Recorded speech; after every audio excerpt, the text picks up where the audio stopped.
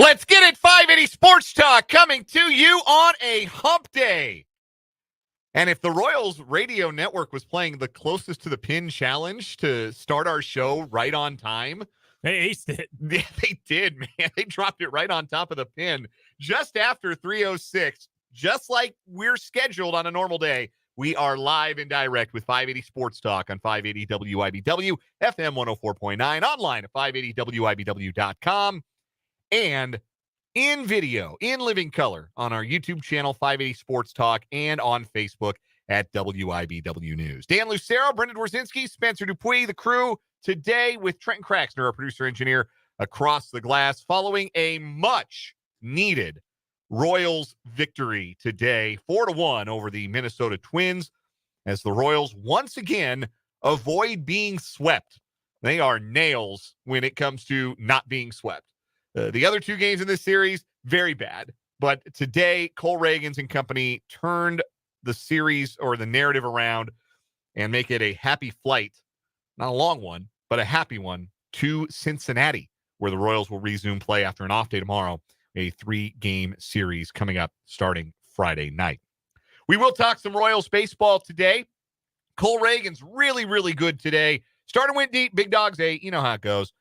And I think it's probably for the best for everybody that the Royals winning today spares you guys a poop story from my 2-month-old son. Yeah, bad one this morning, man. But like, it was going to be his whole extended metaphor about a blown out diaper because of how poorly the Royals played last night in particular. Like, we'll get to last night's game a little bit because that was one of the few times this year the Royals just been punked. Like, they haven't had a lot of games this year where they've just got thrashed. And last night they did. Again, able to salvage the series, though, and you don't have to hear all about my son's blowout diaper on this morning's show. So be glad that Cole Reagans and thank company God for that. Spared you of that particular metaphor / potential omen. So we will talk about last night's game, particularly vis-a-vis the Royals starting pitcher last night, Seth Lugo. Is he out of gas or is he just in a slump? I have my thoughts. We'll share ours. We want to hear yours as well regarding the Royals all-star right-hander. So lots of Royals talk to get to on the show today. Going to talk some Chiefs as well, some injury notes from practice today, as well as the idea that maybe the Chiefs could put the finishing touches on their roster via free agency. There are still some intriguing available names, and we talk about a couple of them that might make some sense to add given where the Chiefs' 53-man roster currently stands.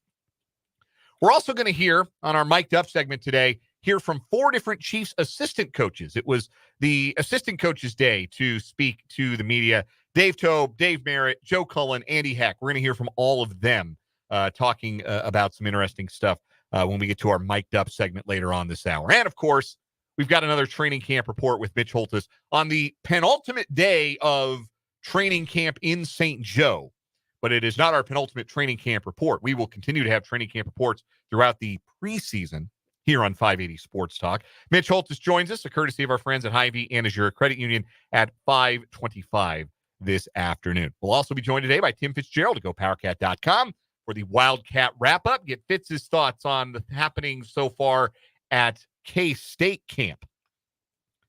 And always interested to hear Fitz's thoughts on the happenings in Manhattan. He will join us at 4:35 this afternoon. Plus, all the things you've come to know and love from a Wednesday edition of the show. We'll play around a One Gotta Go, 2 new stories on what is wrong with you, sports headlines, top of the 5 o'clock hour, and your comments and questions and concerns. Hit us up on the Top City Middle Supply text line, 785-272-9429. Also, if you're watching on YouTube, jump in the live chat. The water's fine. Jump in the live chat on YouTube. Our channel, again, is 580 Sports Talk. You can interact with other listeners of the show. You can also interact with us as your host. Only if you're nice. Only if you're nice. Not allowed to be mean to me. Cannot be mean to Brendan. Is it implied that you can be mean to me and Spencer? Is that what we're implying here? I'm not implying anything. All I'm implying is you can't be mean to me. You can be mean to me. I'm okay with it. I'll take it. As a general rule, we ask not to be mean to anybody, I think. But you ever seen those bumper stickers? The ones that say, "Don't honk at me or I'll cry"? I've not seen that. My wife pointed one out to me and she said, "I really want this." It said, if you steal my catalytic converter, I'll kill myself, which is really extreme. That's extreme, yeah. But also extremely funny. Was she doing color commentary for the Indians or the Guardians game yesterday against the Cubs after John Kente Noel hit the go-ahead home run off Drew Smyly? Wow.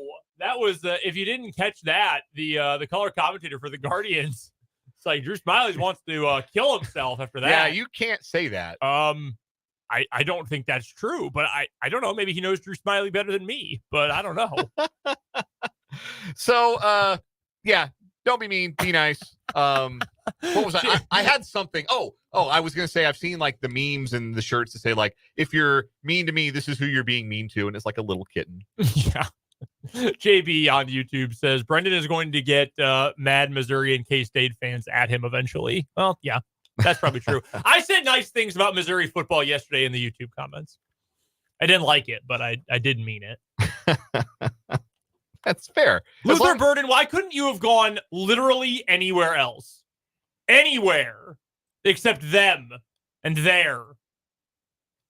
Also, I got no beef with K-State.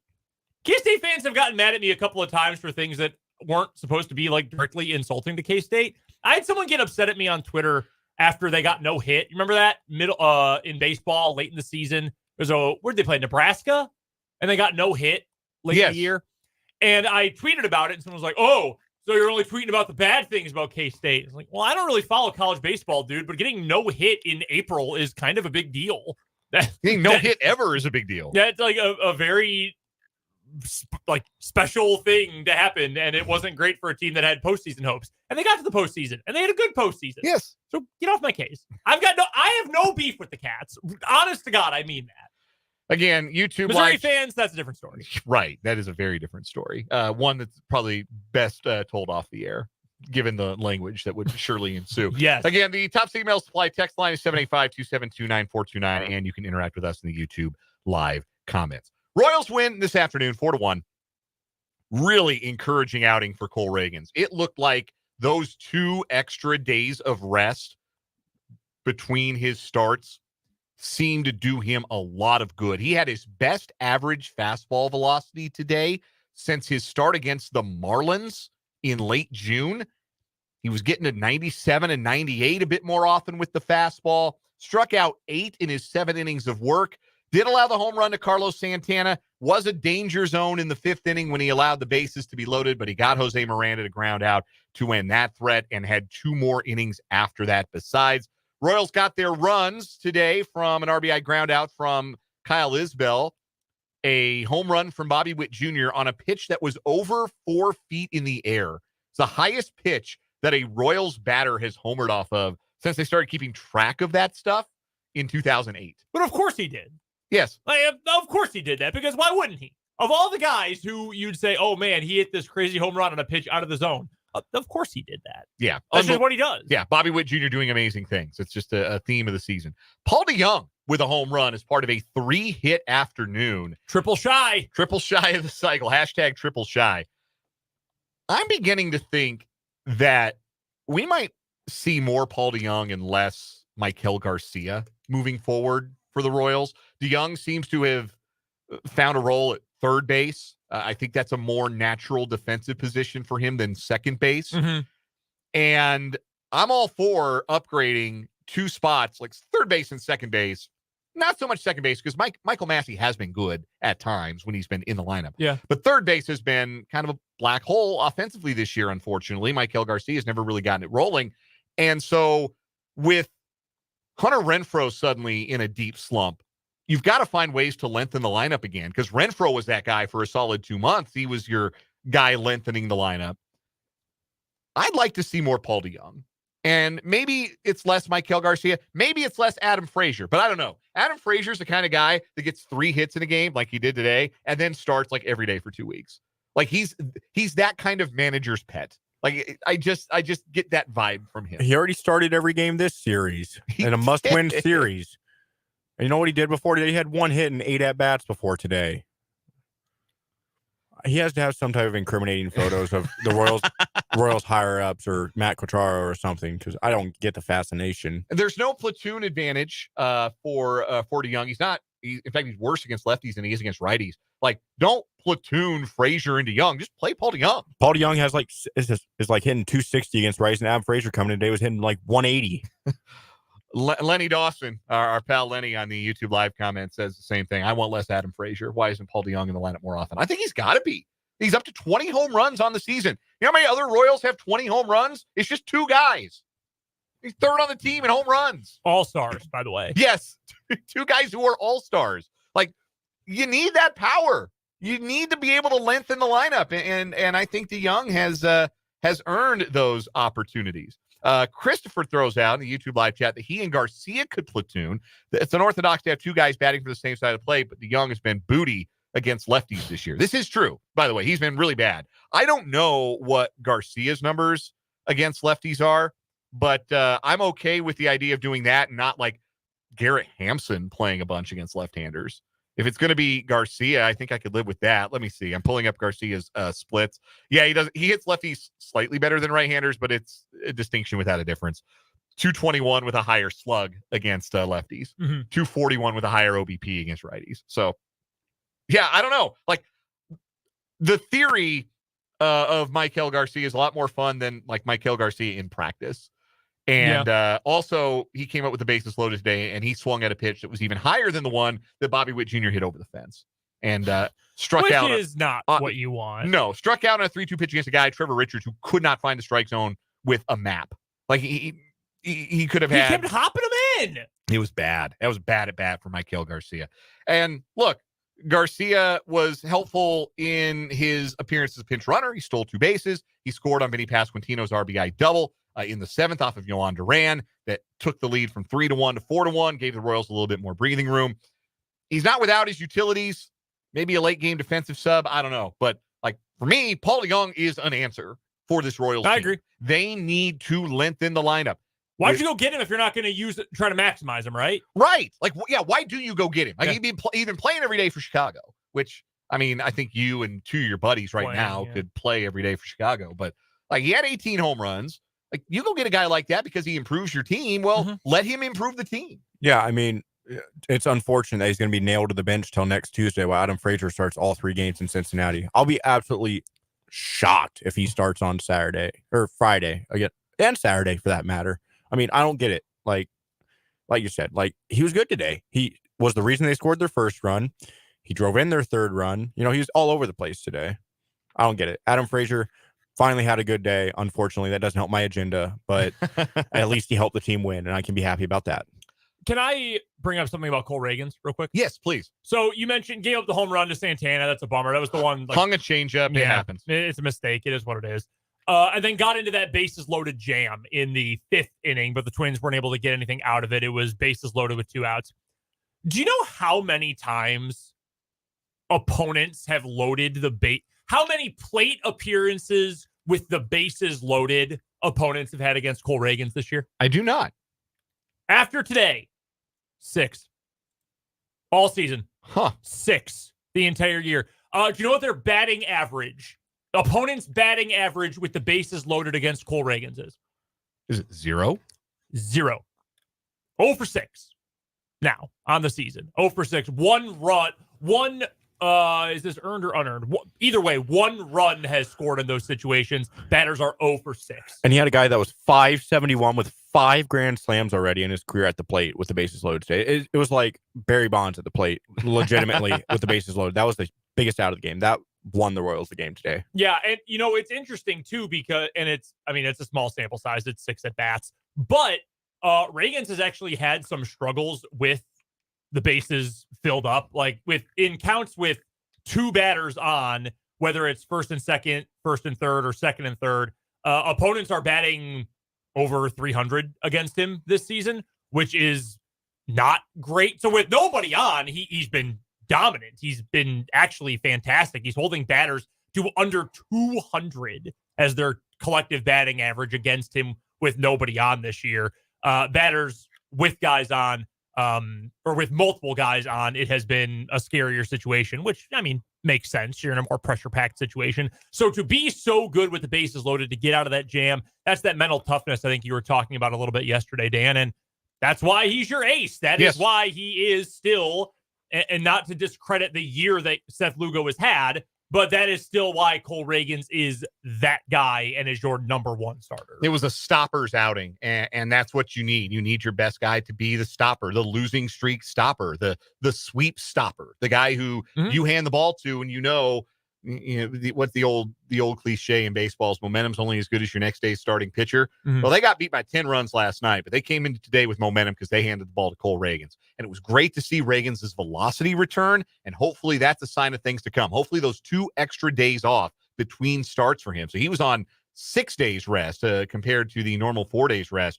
Seemed to bring a little bit of life back to the fastball. And you see that there's a difference between Cole Reagans sitting 93, 94 and touching 96 and Cole Reagans sitting 95, 96 and touching 98. Yeah, this was mentioned on the broadcast today by Jake Eisenberg on the radio broadcast, who does such a good job.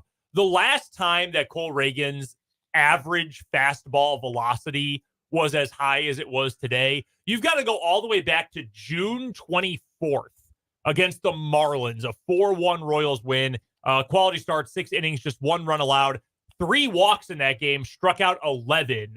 In the games following that, so not including today's game, but in his next 7 starts following that, ERA of 3.83, not terrible, but not necessarily ace stuff either.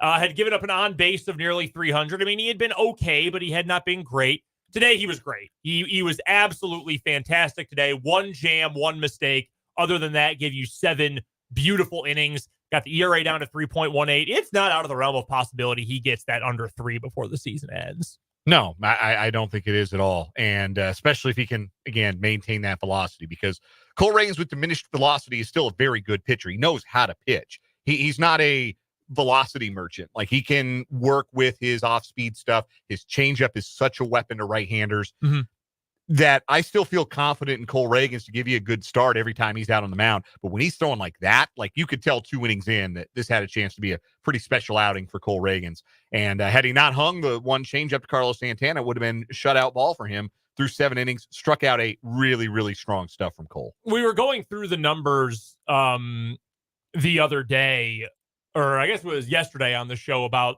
the record for each starter for the Royals overall record when those guys are in. I wanted to check how good the Royals have been when Reagans goes deeper into games, and it's surprisingly not great. Like, you would think the Royals would be overwhelming. Like, in the games when he's only been able to go 5 or 5 1/3, you'd think, okay, the games that they've lost with Reagans on the mound would be those. He's actually gone 6 or 7 or more innings multiple times, and the Royals have still lost.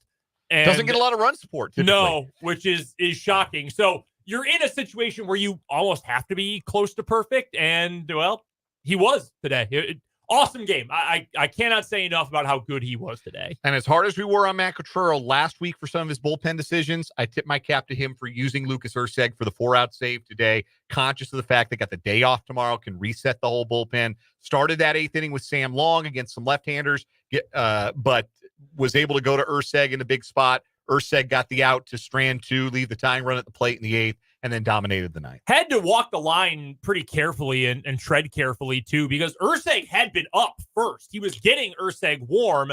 Then Vinny tacked on that insurance run in, what would that have been, the 8th inning. Right. Then sat Erceg down and got Long up to work. They were I thought that was kind of weird. I thought, it's still a save situation in that spot. I would have probably rather seen Erceg start that inning, start the 8th, get the 3 outs. And then if you tack on some insurance runs, it's not a save spot, and it doesn't really matter who you throw out there for the 9th. If you lead by 4 or 5, you feel good no matter who you pitch. Yeah, it gives you a little bit of an insight into how Quattrero views the bullpen. And, like, hey, bold take or cold take, Lucas Erceg is the best bullpen arm, and Matt Quattrero agrees. Everyone would say, yeah, cold take, duh. Everybody knows that. You saw him pitch 1 time. His first appearance with the Royals, and you went, yup, that is your bullpen ace. That is the guy you want in the highest leverage. And we all know that. That's the right terminology, too. Bullpen ace. Yeah. That's how he's being used, not as the closer. He's being used as the ace of the bullpen. We got 3 big outs to get in relief.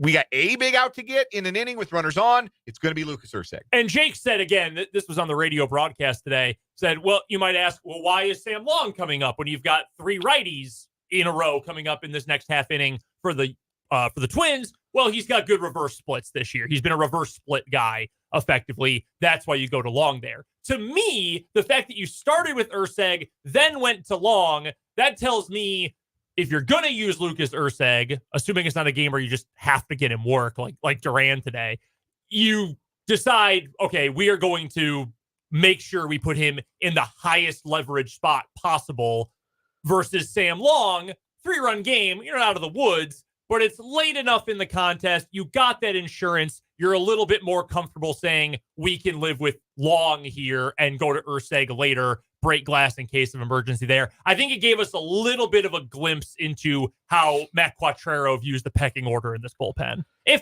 Or maybe the better way to phrase it, is it confirmed what we have already assumed the pecking order is in the bullpen?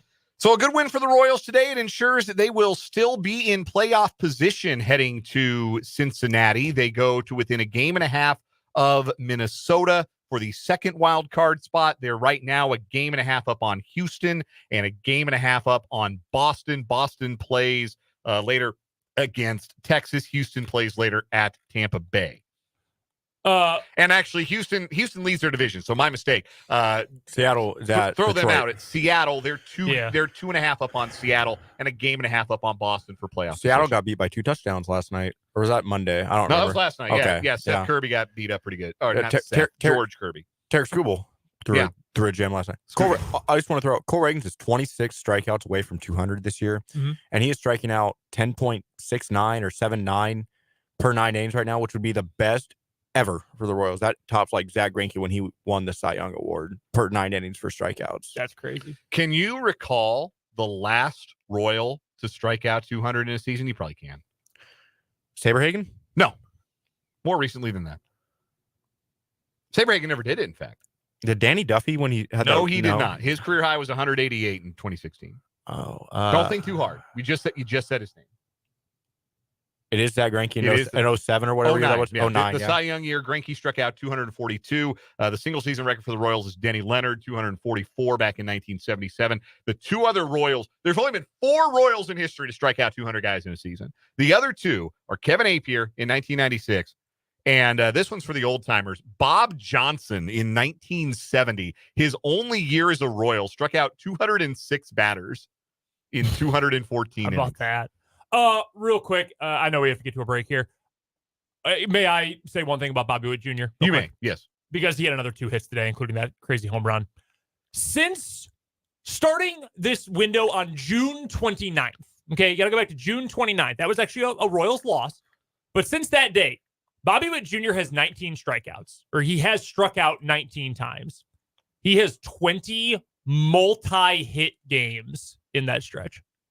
More multi-hit games in the last month and a half than he does total strikeouts. Incredible.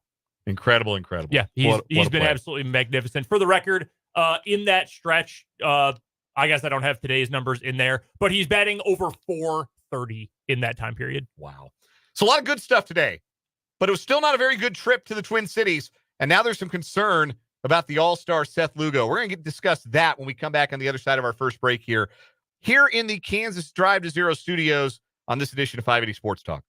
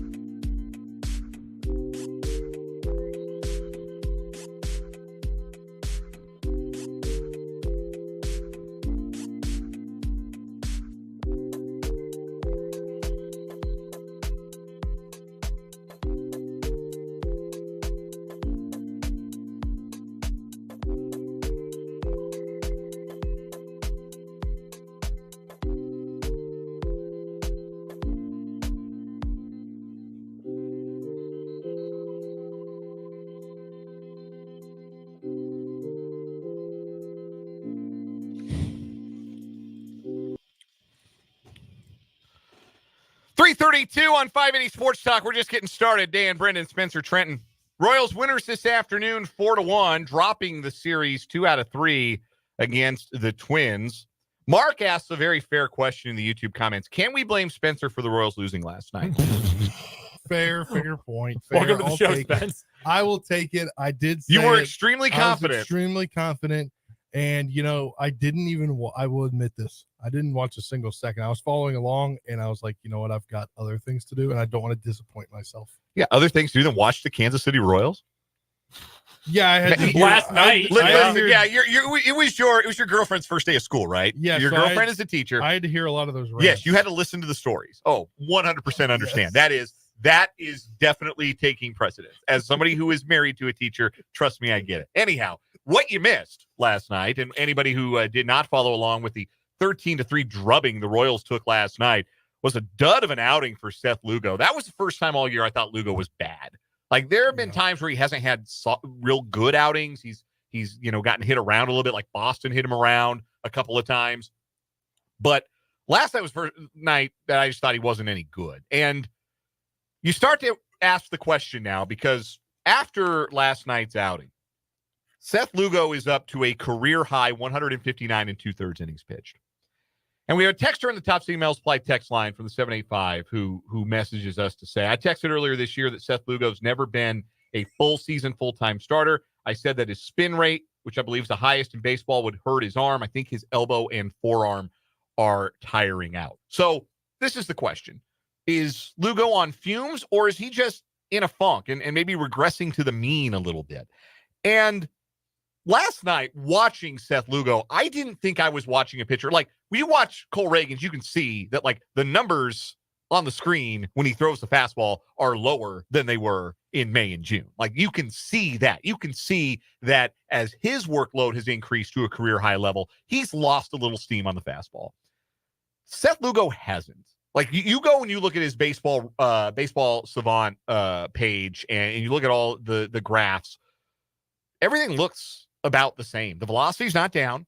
His pitch mix hasn't changed appreciably. He is throwing a lot more fastballs than we've seen him throw, and I do wonder if he is maybe trying to stay off of the breaking stuff until he needs it later in counts.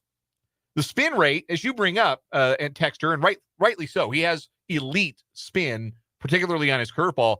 Not only is it the same, it's actually higher in last night's start. He was spinning the curveball better than he has all season. So he's not losing any of that spin. It's all still there. I just think that this is a pitcher right now whose stuff isn't diminished, but his sharpness is. And I think it's reasonable to debate whether or not that has to do with fatigue. But like the Seth Lugo of May and June was not leaving fastballs over the fat part of the plate to hitters like Christian Vasquez. That's the difference. And the big trend that is worrisome with Lugo doesn't have anything to do, I don't think, with the stuff. It's the strikeout numbers. Remember, first 5 starts of the season, when Lugo was good, we looked at it and said, boy, he's not missing any bats. He's been good, but he's only striking out through first 5 starts, 4 guys per 9. 12% of batters facing Lugo were striking out. That is well below, like, acceptable. Mm-hmm. From April 26th, his 6th start of the year, to the end of June, he was striking out 9.5 batters per 9, striking out nearly 30% of batters who faced him. Well above league average. Outstanding. That's why he was an all-star. But since the calendar has flipped to July, the strikeout rate is back down to just over 6 per 9, and he's striking out 17.5% of the batters he's faced, both of which are, again, back below league average. So that's the biggest thing for me for Seth Lugo is he's got to start missing bats again. He's got to start racking up the strikeouts again, because what we're seeing, because he's not missing the bats, the contact against him starting to get a little louder, and we're seeing a regression to the mean from a guy who had never before pitched at a Cy Young level and was doing it for 3 months, now pitching at a level, when you take the whole season into consideration, pitching at a level that you might have expected from him when you acquired him. I still think this is more regression to the mean than fatigue. What do you guys think?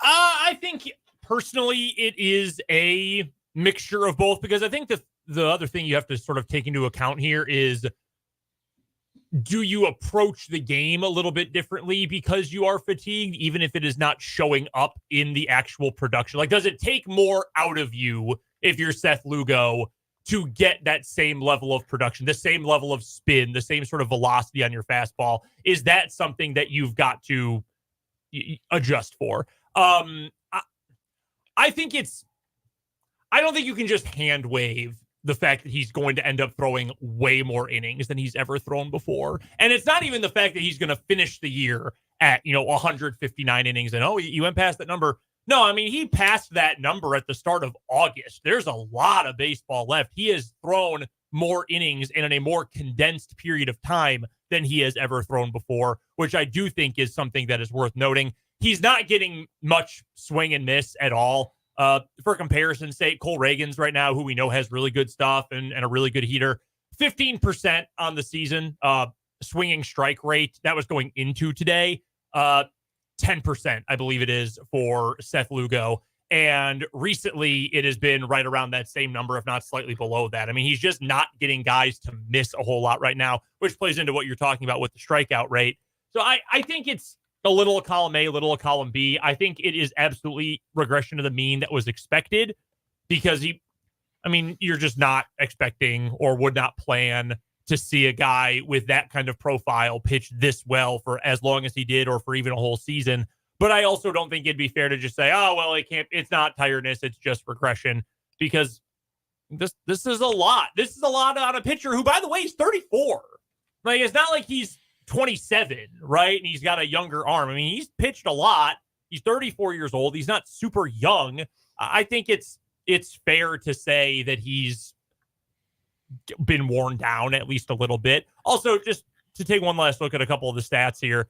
If you look at Lugo's ERA versus his fielding independent numbers, his ERA is a full run plus higher than his fielding independent, which indicates he's getting somewhat unlucky. It's fielding things. It's, seeing eye singles. He's not allowing a massive amount of power, recently. It's just more contact. It's not a ton of more power. So he's gotten a little bit unlucky.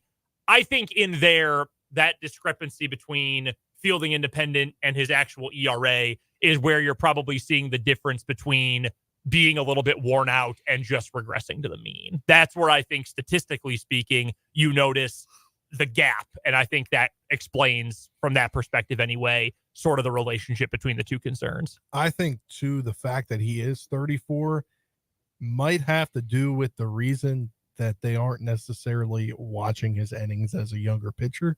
You might do that. Like, I know from my experience watching the Nationals, they are a very, our young guys are, we're going to watch their innings. We're going to keep them out of start. We're going to do this and do that and do this with them. And since he's older, maybe they just think he can do it. And he was a reliever. I think yeah. the biggest thing is that he was strictly a relief pitcher, essentially, from 2018 all the way through 2022.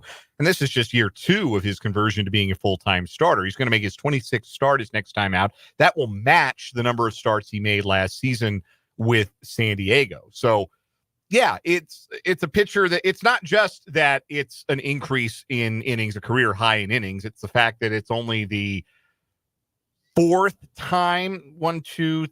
sixth time in his professional life, which goes back to 2011, that he's gone even over 100 innings. And only the second year since 2017, when he made 18 starts and 19 appearances, that he was a full-time starter. So it is an adjustment. There's no question about it. And you can still succeed if you've got some diminished stuff. I just don't think he's been as sharp of late. And I think he's got to get back on the corner. He's got to work ahead of hitters in a way that gets him a chance to get to that elite curveball and the off-speed stuff. Just doesn't feel like he's doing that as often right now. I think it's a funk. I think it's regression to the mean. I don't think his arm is about to fall off on the mound. Like, I am more concerned. I am less concerned about that than other people might be. And again, like the text line is not in agreement here. Letty Dawson in the YouTube live chat says it's the innings pitched, he believes, is the biggest issue with Lugo right now. It's the workload. I think it's more of a concern that he's leaving pitches in hittable areas and he's paying the price. I think it's a little bit of both, but can I offer up 3 solutions?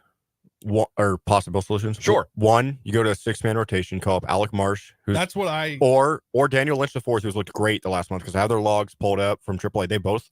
Marsh has only gone 2-3 inning appearances, but Daniel Lynch has been great the last month. And remember, I thought that's what they were going to do when they acquired Michael Lorenzo. Yeah, exactly. I thought that too. 6-man rotation, or you could skip his start. That's the second one, and have one of those guys called up. You can send down Carlos Fernandez, DFA, Chris Stratton, whatever to clear a spot. Because, like I said, both have been good. Or do you use an opener and take an inning or two, throw the first 2 innings is 2 innings of Chris Bubich or Angel Zerpa or something, and then you use him as a bulk guy for a start. So, maybe he starts with 7, 8, 9 against the Angels next week for his next start.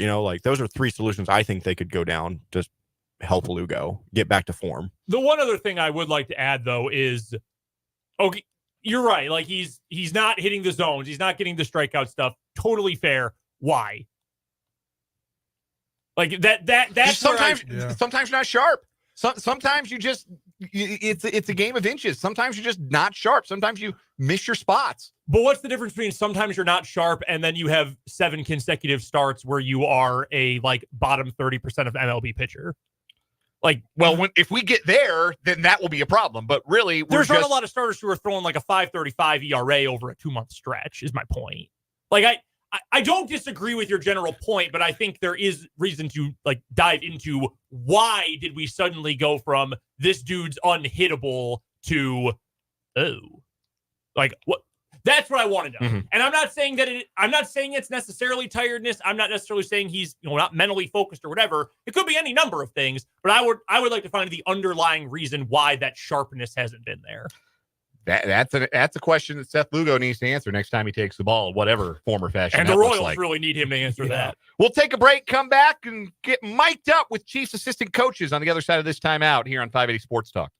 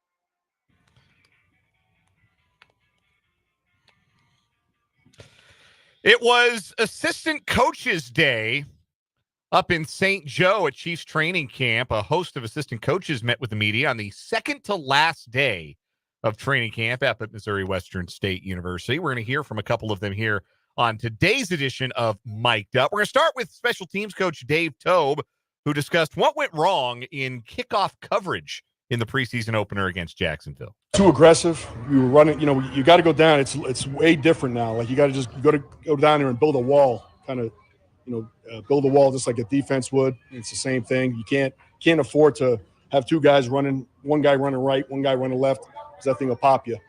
We had a couple guys over pursue and out of position, and the kid did a great job returning. I mean, it was an unbelievable return on that first one against good players. Any doubts, they'll get that cleaned up. Like that's one of those things you always hear Andy Reid say after some games, especially losses, where he says, yeah, we'll get that fixed. Like Dave Tobe and company will get that fixed. Like that was obviously, I remembering back to that kickoff return, like if Leo Chanel doesn't completely overrun the play, it probably doesn't go anywhere. Like, Yeah. One or two guys miss an assignment, you give up a 73-yard kickoff return. In preseason's the time to do it. Yeah, no, that's entirely true. And a lot of guys who are out there right now are not guys who are going to factor in anyway come the regular season, frankly. Couple of young players getting a lot of attention this training camp. Kingsley Suamataia is certainly one of them, and his role at left tackle. Offensive line coach Andy Heck spoke about what he's seeing so far from the first-year man from BYU. You can see it right off his talent, his physical talent. Big, strong, great movement skills. He's shown a knack for being able to pull and make blocks in space. He's a young guy that's trying to grasp all of our techniques and as well as the playbook. So that's a work in progress and kind of figuring out how does he learn best so we can help him grow as quickly as possible. Like we've been saying this entire time, the tool set for Kingsley, never a question. It's just about, can he learn? Can he hold up? Can he adjust to the speed of the game? Mm-hmm. I think even 6 snaps on Saturday was enough to see that the speed of the game isn't going to be a problem for him. Yeah, I'm not worried. Yeah. Felix DK Uzama is another one. Young guy, second year, first-round pick out of K-State. Played a lot in the preseason opener. Joe Cullen, who, by the way, Spencer, have you ever heard Joe Cullen talk? Not until I turned on the presser earlier. Yeah. And I was like, wow. If you've never heard Joe Cullen talk, you're in for a treat. This is Joe Cullen, defensive line coach, talking about what he has seen from Felix DK Uzama this camp. Well, first of all, he's in great physical shape. Compared to a year ago, he was injured with a hamstring, his wrist. Didn't have much practice time during the offseason until training camp. And just mentally, I mean, he knows the playbook. He's playing faster. He did I was really pleased. He did some really good things in the game against 2 of their better tackles in his pass rush, and he's continuing to develop and get better. Just be more consistent. He made a couple of nice plays in the game, but just be able to shed quicker, decipher things a little quicker. But he's a lot better than he was a year ago. He made a couple of nice plays in the game, but I just like him to be more dominant at the point of attack. So that's what Felix DK Uzama has to do better to get increased opportunities. Joe Cullen sounds like a teamster. He kind of sounds like Coach O a little different. It's definitely more Northeastern Coach O. Yeah, more is of a very funny image. more Northeastern than Cajun. Like it's very guttural in the same way. But I hear what you're saying. No, he sounds like he's playing a character. Yeah, he really does. Sanitation Commissioner Joe Cullen. Sounds like I'm doing a bit. Last one we're going to hear from is Dave Merritt, the defensive backs coach, talking about the position battle to win the other cornerback spot opposite Trent McDuffie. We're going to talk about this a little more later on in the 4:00 hour. It doesn't sound like anybody's really taking the bull by the horns when it comes to this particular position battle. Here's what Dave Merritt had to say. He was asked what he's looking to see from the combatants trying to earn that starting role. Consistency in practice, consistency in technique, as well as consistency in understanding and knowing the calls. So you can feel when a guy is ready to take over and just take it. Not saying that he's going to be clean in everything that he does, but once you see a guy consistently day in and day out, all right, not having the big lows, the big drops, you know that, hey, this guy may be ready to go. And so, but again, we have a great thing going here because you know, the Fab Five, all those guys have played a lot. And so with 35 and 2, Josh and Jalen, you know, either guy that goes in there and start for us, you have to understand, we normally play 6 DBs on the field, all right, sometimes 5, because the NFL puts out 3 wide receivers. And so both guys are starters anyway. So we're really just talking about base personnel when it's just 2 wide receivers in the game. 13 still playing a little catch up. 13 is coming off of his injuries, and so what he's doing is he's coming back very strong. And so he was out there today with the ones, and he's been repping with the ones. And so I look forward to Nazir just continuing to, you know, ascend. So that is what Dave Merritt had to say about the defensive backs. But yeah, nobody putting together the consistency necessary to really win that job right now. And they don't want to go into the year. Merritt says later on in his comments, they don't want to go into the year where you've got a guy looking over his shoulder the whole time. They want somebody to win that job, and nobody's done it yet. I think too. Go ahead. When it comes to the corners, it seems like a lot of them have been in and out this training camp. That's a big part of the issue, it's right? Hard to see who's consistent. Like yesterday, I saw a video that Najee Johnson shared where he went one-on-one with Worthy and he swatted the ball out of his hand at the end of it. So, yeah, he made a good play today on Sky Moore on a trailing on a deep ball. Like, it has been tough because he's been hurt and Jalen Watson's been hurt, and those guys are competing for that job, but you can't make the club if you're in and out of practice. And Kelvin Joseph's another guy who they want to see more from, but has dealt with injuries in this camp as well. We'll talk more Chiefs coming up at the 4 o'clock hour. First, we got a break. A quick round of one got to go after this here on 580 Sports Talk.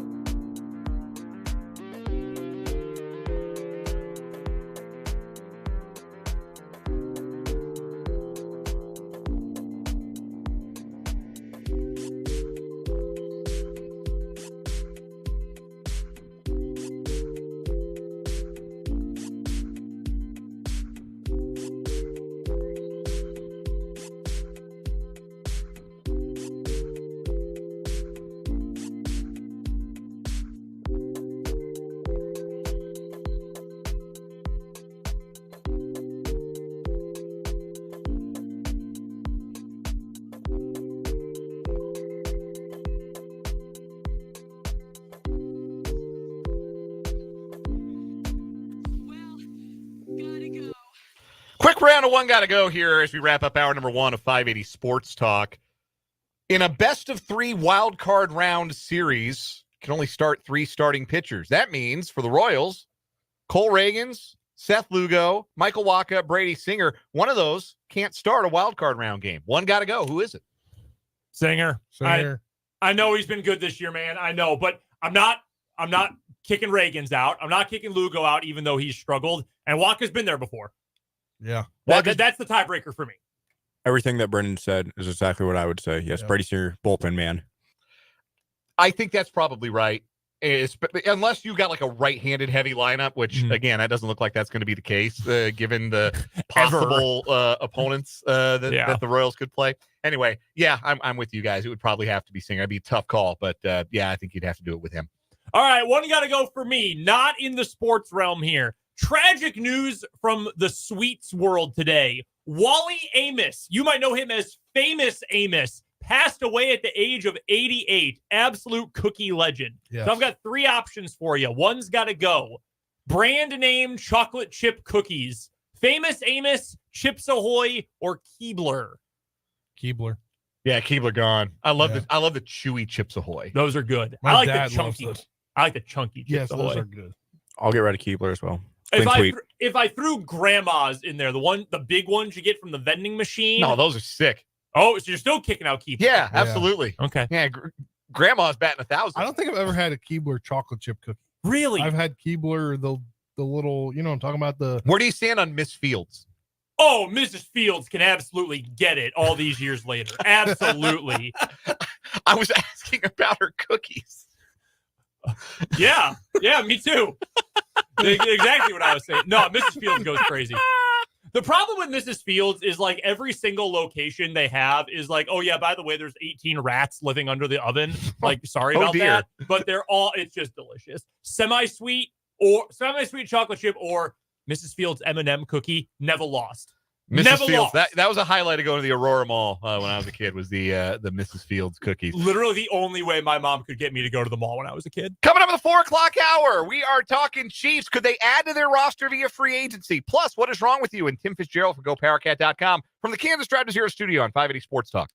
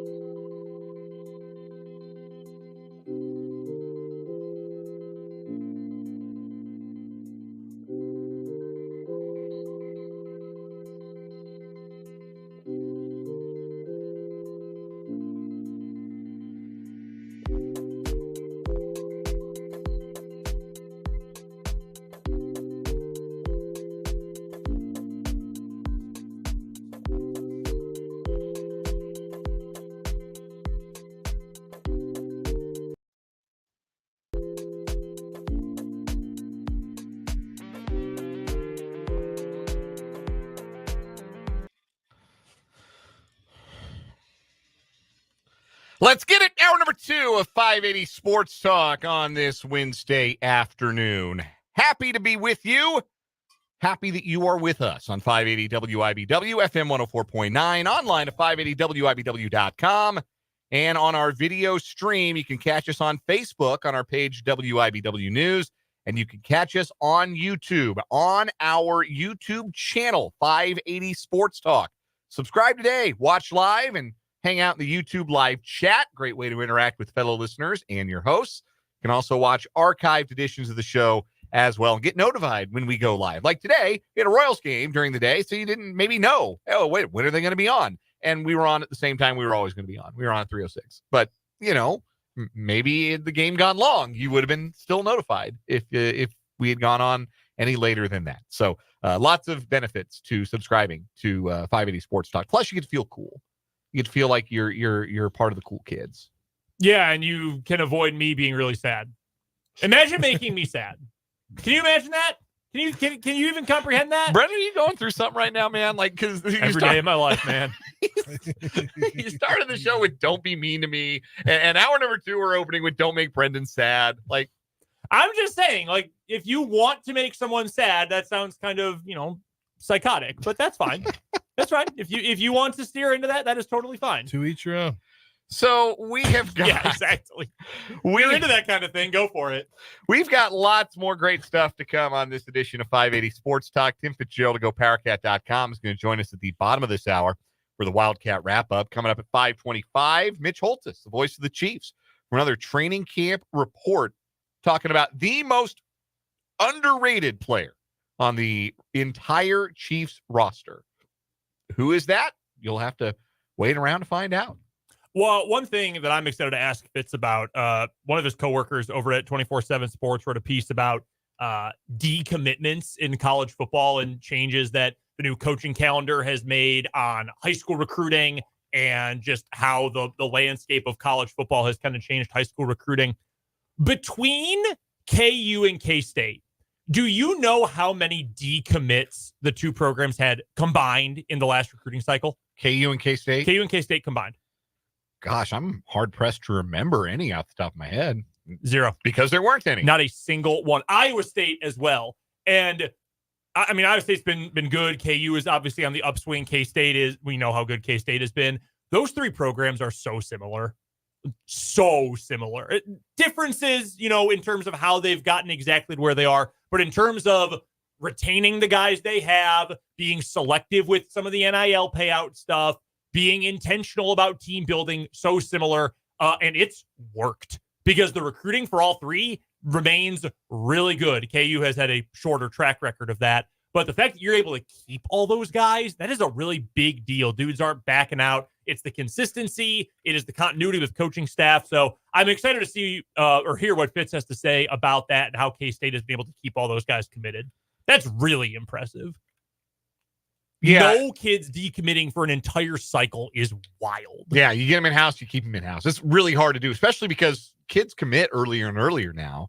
And you might have a commitment before, like a lot of kids will commit, before their senior season. Mm-hmm. And they might go out, put out great tape as a senior and start attracting some different kind of attention. And maybe it becomes more appealing to stay closer to home, or maybe it becomes more appealing. Maybe some bigger programs come calling.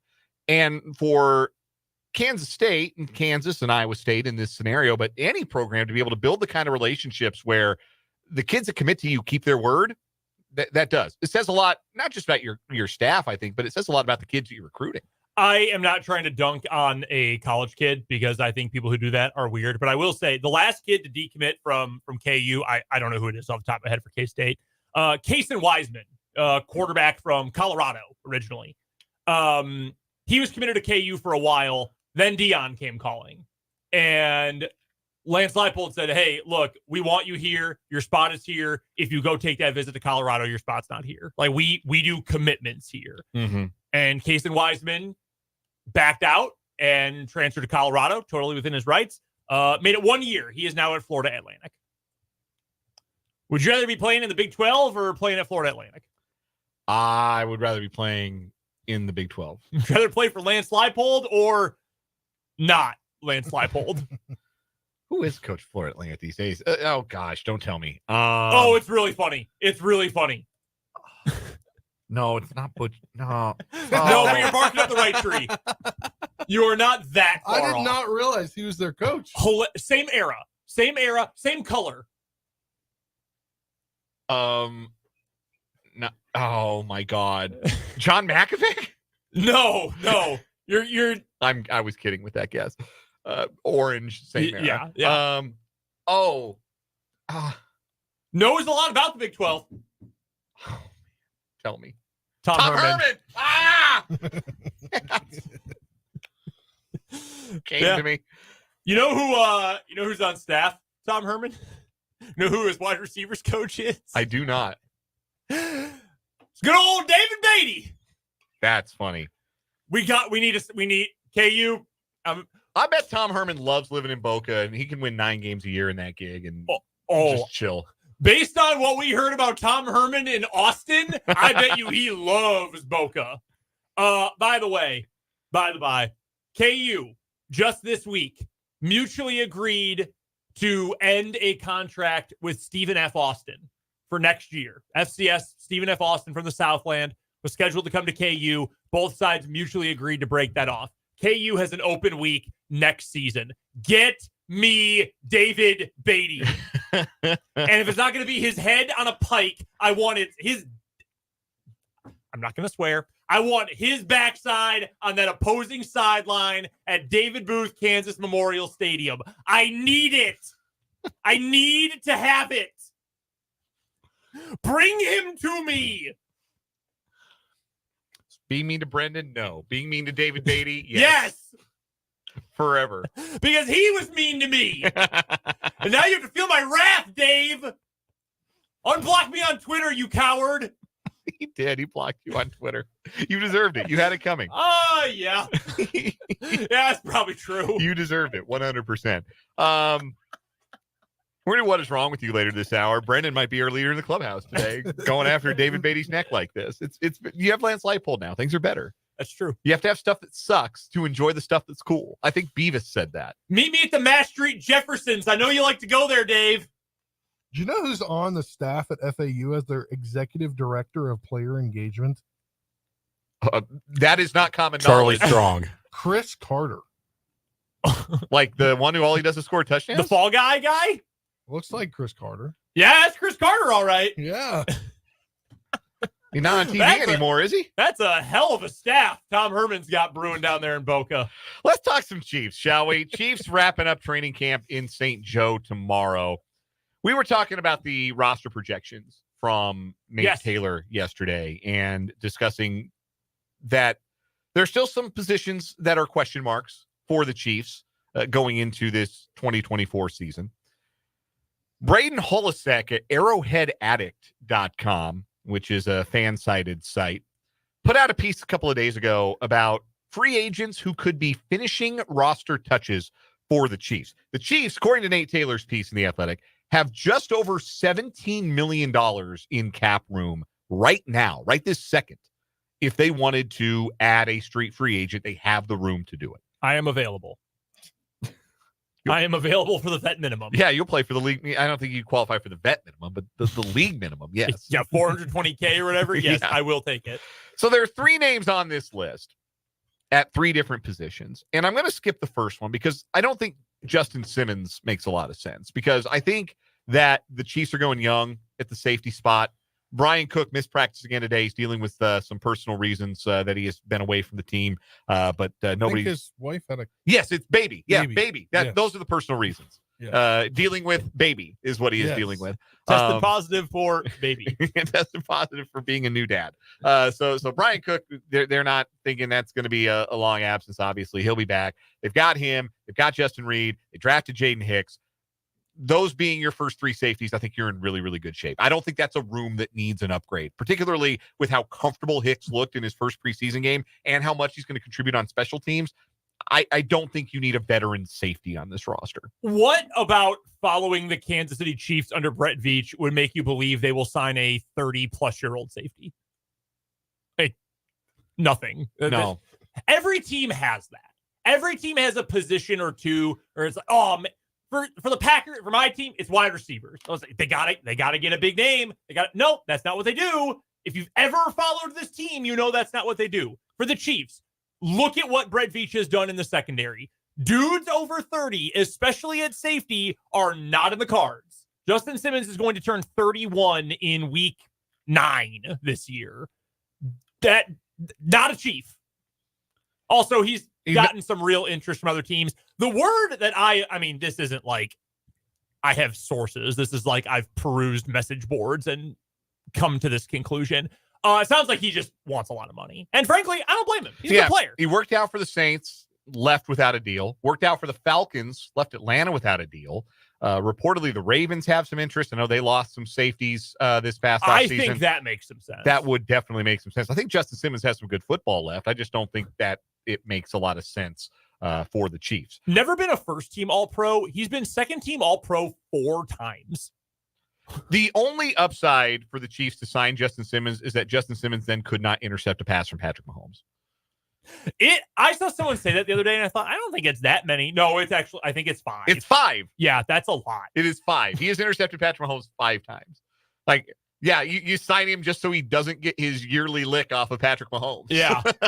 I mean, that's one argument for. But yeah, based on roster construction, not something that makes a lot of sense for the Chiefs. I think they're set. Yep. I think they're in good shape. Agreed. At safety. The other 2 names are a little more interesting. We talked about the defensive end position yesterday and asked, do the Chiefs have enough quality here? Do the Chiefs have enough good needle-moving defensive linemen?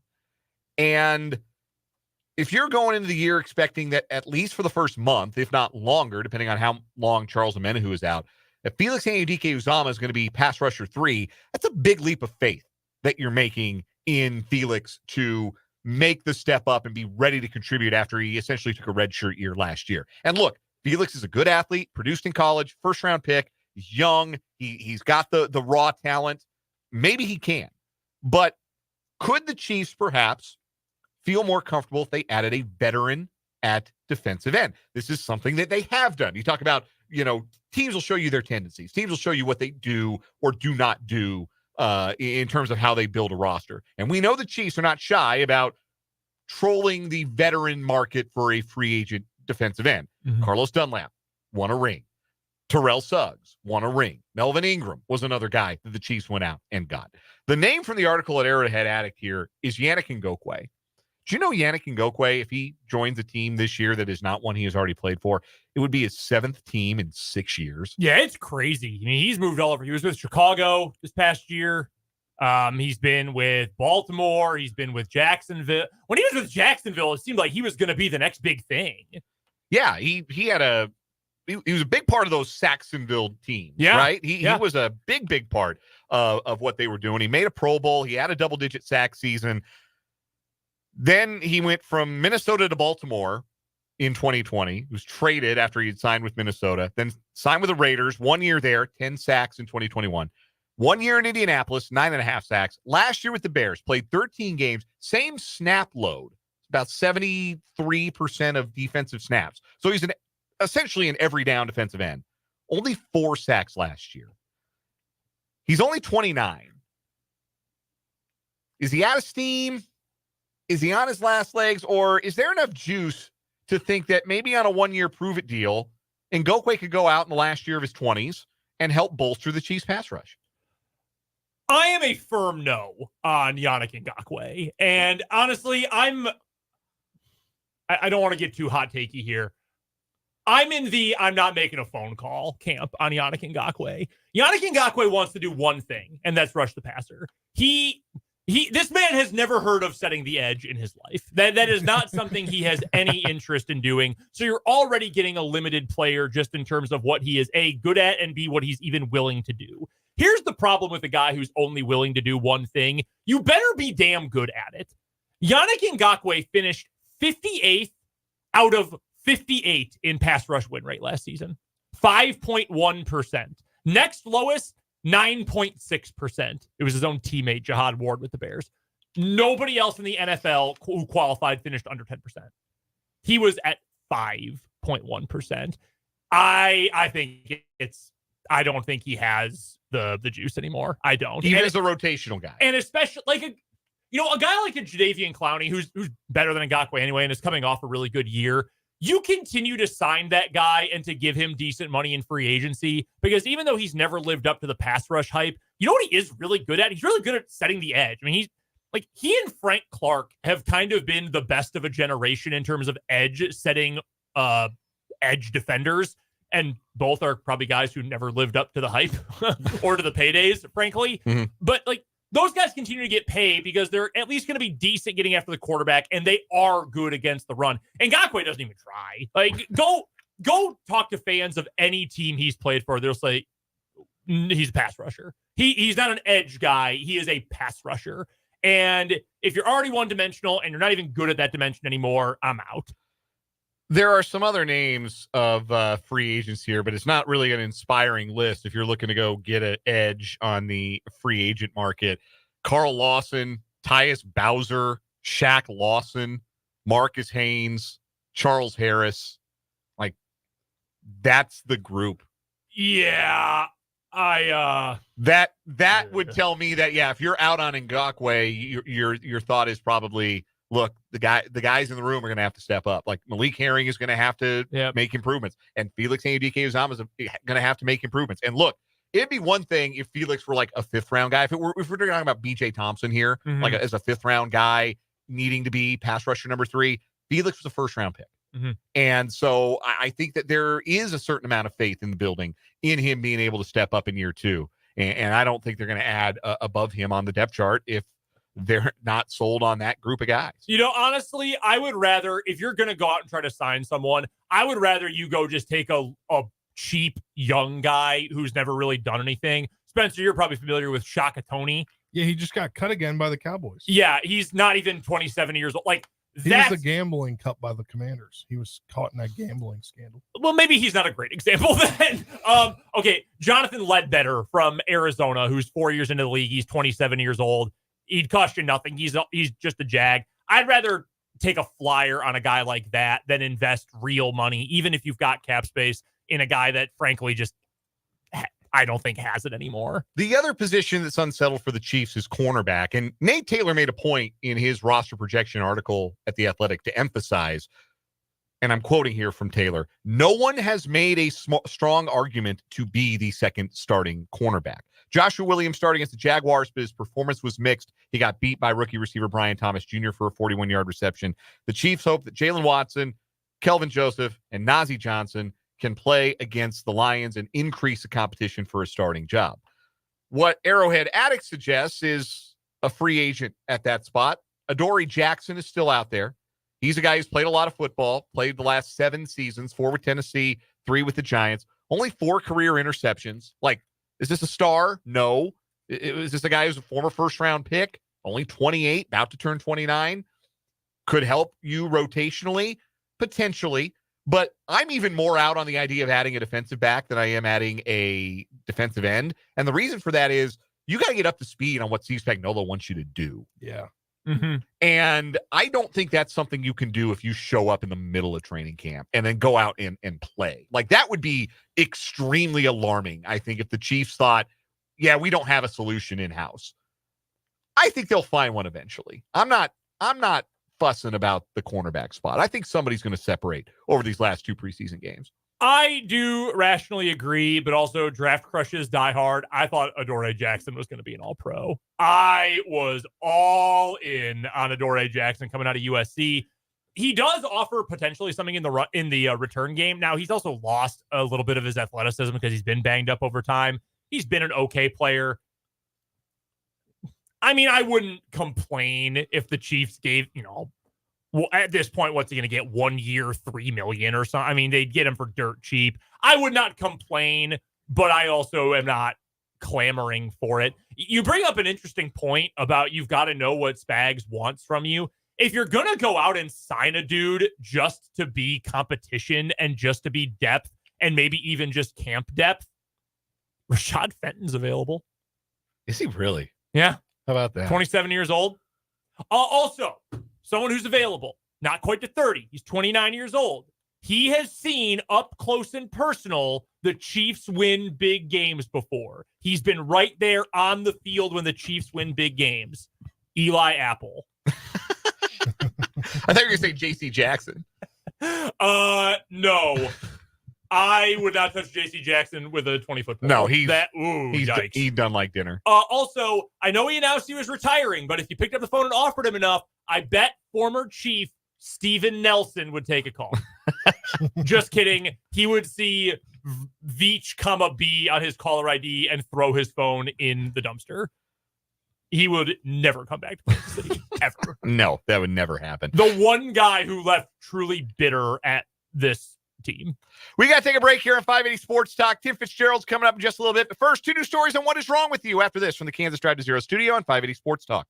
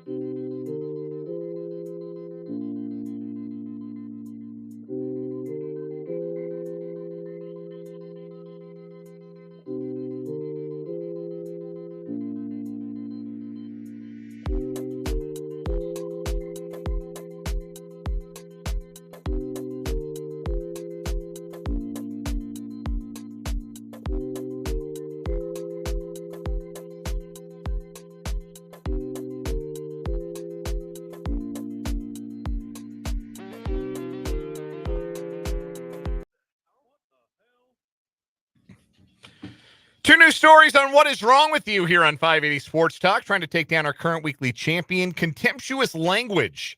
The gentleman in Michigan who was hit with 558 days in jail for contempt after repeatedly telling a judge, bleep you and kiss my bleep. He got 6 93-day misdemeanor sentences consecutively, and he's going to go to jail for almost 2 years because he could not quit with the potty mouth. Two new stories today. Trenton, why don't you go first? Okay. Well, I mean, all right, fine. Trenton over there buffering. Okay, go ahead. All right. Man threatened to stab employee with syringe of blood during robbery at CVS, DA says. Prosecutors say a 25-year-old man threatened to stab a CVS employee with a syringe filled with his own blood as he attempted to flee up. There's an ad popping up. As he attempted to flee the pharmacy with arms full of paper towels and cashew nuts. What a thing to rob. All right.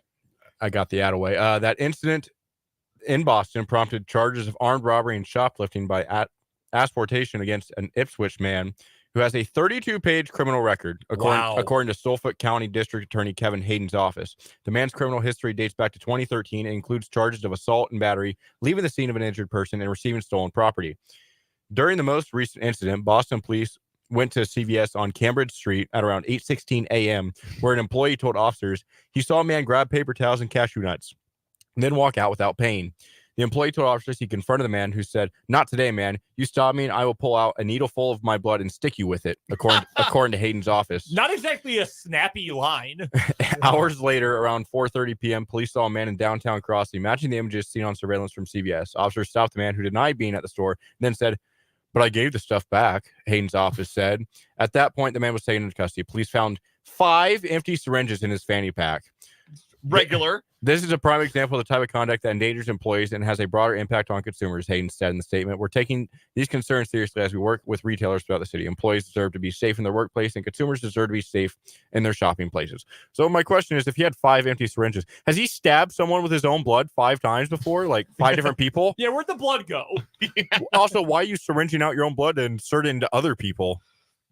Paul in the YouTube live chat said the man has a criminal record as long as the CVS receipt. That's Which is pretty a good. very good line.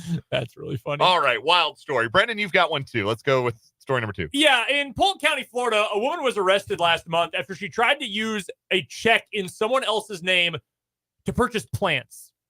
On July 26th, the couple called deputies about a suspicious incident where a woman named Kaylin Alexander attempted to buy $450 worth of plants from the couple using a check that had someone else's name on it. When a deputy contacted the person who the check belonged to, he said he did not give Alexander permission to use this check. While being confronted by the deputy, Alexander tried to escape by taking an Uber, but she was detained. On her, Alexander had, you'll never believe it, a glass bong with methamphetamine inside. No way. Multiple credit cards, ID cards, and social security numbers from different people. A detective contacted each person from whom Alexander had information, and they all said they did not know her and did not give her their info. One of the people she stole info from was dead. Oh, my God. Alexander is facing multiple charges, including grand theft, passing a forged instrument, using personal ID of a deceased person, criminal use of personal ID, forgery, unlawful possession of a personal ID of 5 or more people, meth and drug paraphernalia possession, petty theft, resisting arrest, and property by theft. So were these plants or were they plants? Great question. Because look, if a meth head is trying to buy $450 worth of plants, I'm not assuming they're like orchids. Probably not. Also, the fact that she was just buying them from a couple. Like, she wasn't going to the nursery to buy rose bushes. She was just showing up like, yes, plants, please. Yes, I would like to buy some of your finest plants. The ones that have a fragrance, that have a very distinct leaf, preferably. Dead women don't buy plants. No. Also, like, you got to be buying something cooler than plants. Like, you're going to use someone else's check. You got to go try to, like, buy a car. Maybe she likes to garden. Also, if someone came to me and I'm selling something on like Craigslist and they come to me with a check to buy it, I'm calling the cops immediately. It's 2024. Yeah. If you're not paying your rent, don't use the check. Even then, you had paid on an app. Right. Actually, I pay my mortgage with a check. Other than that, I mean, that's. Other than that, don't use a check. All right, Spencer, who wins today? Ooh. I don't know. This is a tough one. I'm going to go with the guy who threatened to stab. Yeah, I'm someone going to with go his own because it's just out of the. That is deranged. Yeah, but I don't think it beats what we've already had, though. This other woman's just a meth head. Okay, so run-of-the-mill meth head. Yeah, let's go with the blood syringe. Does that beat the contemptuous language? Spencer says no. I say yes to be spicy. You know, I'm going to say no. This dude threw away 2 years of his life because he liked saying the F word. And that's it. That's the only thing. That judge was famous. He should have known not to trifle with that judge. How many years of college football 25 dynasty could you have completed in those 558 days? And he threw it away. Yeah. Contemptuous language continues on as our What Is Wrong With You champ. Tim Fitzgerald joins us next on 580 Sports Talk.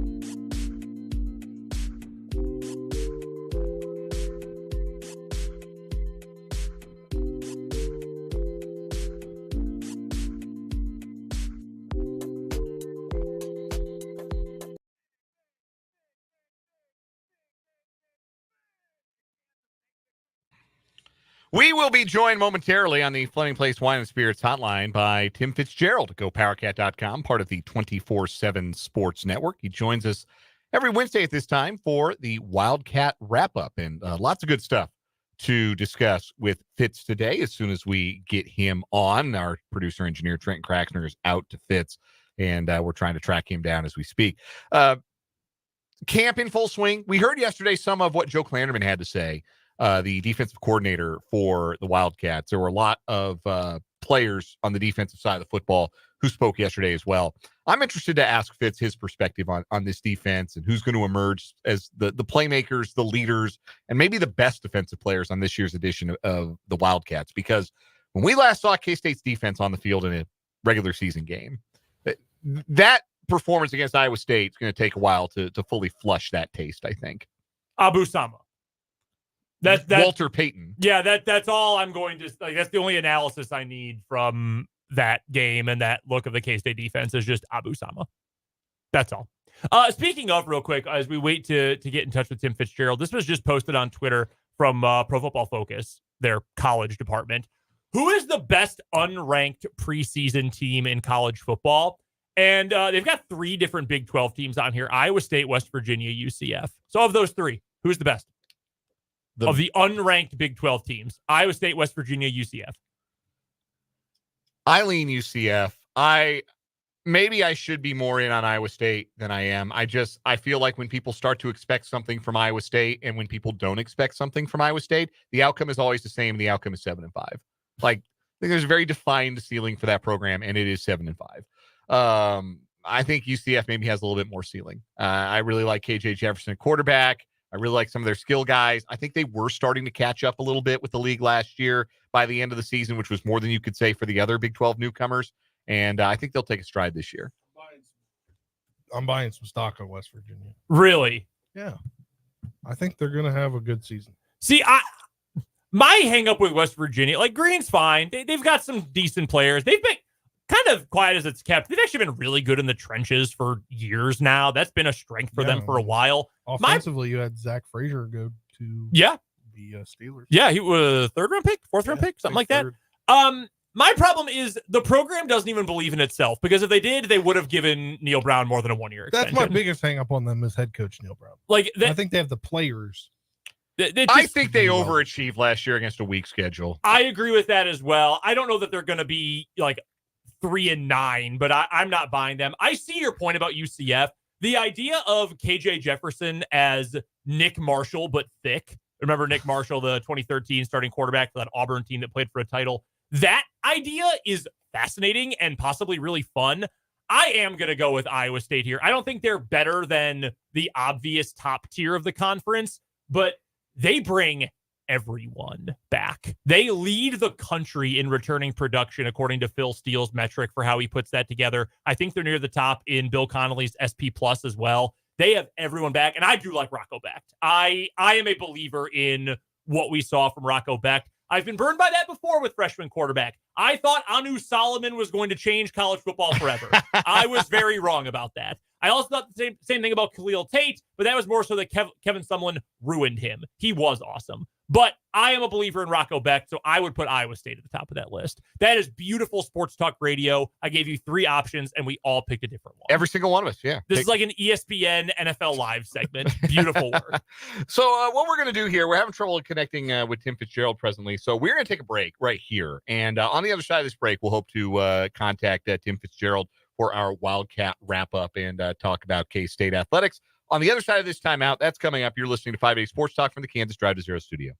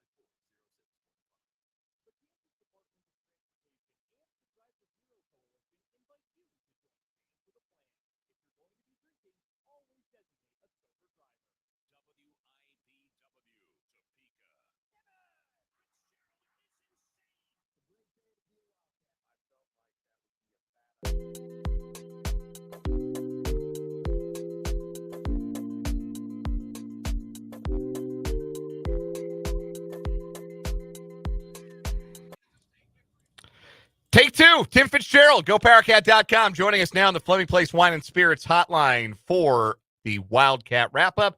You can check out Fitz on Twitter at Life of Fitz. Fitz, how we doing on this Wednesday?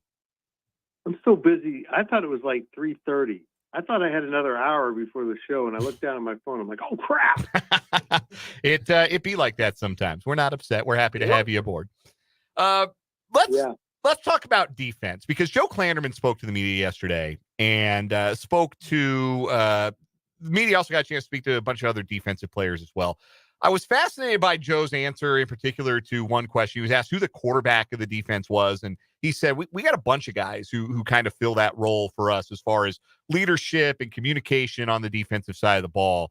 So I want to ask you, Fitz, who you think the most important defensive player for Kansas State is? And I guess there are a lot of different ways you can answer that question. Most important, most valuable. But who do you think the most important player on the defensive side of the ball for K-State is going to be this year? Probably whoever's at nose tackle. I mean, if they can't control the point of attack, they're going to have some issues with the run. I think they're going to be okay there. In reference to the quarterback, it's easy to say Austin Moore would be there, but look, I think Jordan Riley, the incoming safety, is going to be really, really important. And Marquise Siegel appears to be set to have a great second season at Kansas State. I think the safeties are elite. From everything I'm hearing about Jordan Riley, we know B.J. Payne and Siegel really settled in as the season went on. You're right about this defense, because everyone's so excited to see Avery Johnson and Dylan Edwards and the new receiving core and Giddens, of course, and who's going to replace Sinnott. Fans love to talk about the offense, but quietly the defense might be the better side of the ball right now. Well, it is right now, but this season overall it could be for Kansas State. And I think the offense is going to be pretty good, but there's something about this defensive makeup I'm really liking. Who are you sensing is kind of the breakout performer in camp so far on that defensive side? A guy that all the coaches and the players are looking at and saying, man, this guy's having a big camp and he's ready to bust out in a big way. That we're hearing that about Ryan Davis, one of the 3 or 4 young defensive ends. 3 of them redshirted last year. We've heard a lot about Chidi Oberzour, but Davis, it seems to be kind of breaking out this camp. Look, when they line up the first game, I think Stufflebean and Mott will be the starters as the veterans back. But when Buddy Wyatt tells me they have a solid 3 deep and another guy, they have 7 guys he's comfortable with putting on the field, that means the competition there is really heated. And we know how, for example, Brennan Mott is really effective. And if guys are pushing him already as redshirt freshmen and sophomores, it's pretty amazing what they could be. And if he's the best of the young ones right now, he's going to be good. Tim Fitzgerald is our guest, the publisher of GoPowerCat.com, which itself is part of the 24/7 Sports Network. Go be a VIP. It is absolutely worth it. That's the best way to get all the best insight into what's going on at K-State. You can find Fitz on Twitter at Life of Fitz, and he joins us every Wednesday at this time for our Wildcat Wrap-Up on the Fleming Place Wine and Spirits Hotline. Fitz, how much fun did you have talking to Van Malone this week? God, I love Van Malone. He's the best. He always throws in some humor. He's always on top of things. I think the world of Van Malone. I wish someone would let him be a head coach, because I think he'd be really good and the kids would love him. I remember, because I'm, not in Manhattan all that often, but I was there once for media availability, and I just remember he starts speaking, and the whole room, it felt like, just gravitated toward him. And, talking about the quality of this coaching staff, we know it's a great staff overall, but that sort of infectious personality, I'm a real believer that, especially in a group that is so personality-driven like defensive backs, that plays a major role in the fact that group continues to perform at a high level. I agree. I think it's the players love him, and they mentioned that he's always with his corny jokes in their team meetings, but it keeps them loose. And one of the lessons you got to learn as a young cornerback is you got to let it go, man. If you got burned, you got to let it go and move on to the next one, because if you carry it over, it's going to be a long day. And I think Van Malone's approach to things really helps the players understand that. Okay, let's laugh at ourselves. How bad we screwed that up, and let's go fix it. Along that defensive line, and we've talked about this a lot over the course of the summer, because you're just talking about the edges, just talking about the importance at the nose, and I agree with you wholeheartedly about how important that's going to be. Are you at all concerned now, or maybe the question I should ask is, after where you were over the course of the summer leading up to camp, where is your concern level now on a 1 to 10 scale in terms of the depth up front?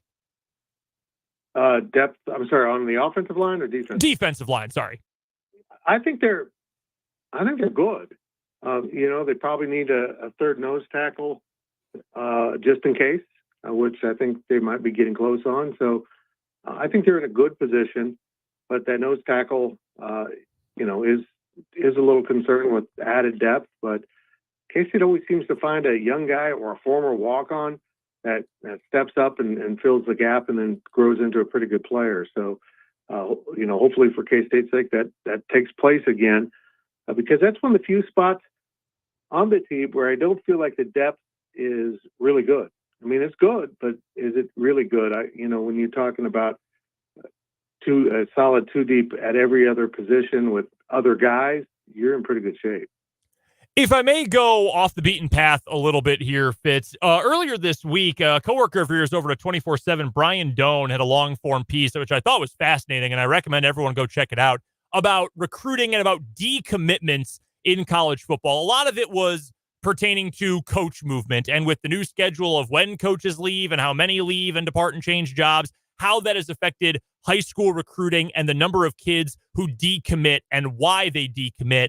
And the most amazing thing in the entire piece from Brian Doan was that K-State, along with KU and Iowa State, had no decommitments in this past cycle. Not a single kid committed and then backed out, which is incredible in this era of college football. What do you think that says about this K-State program and about this K-State staff?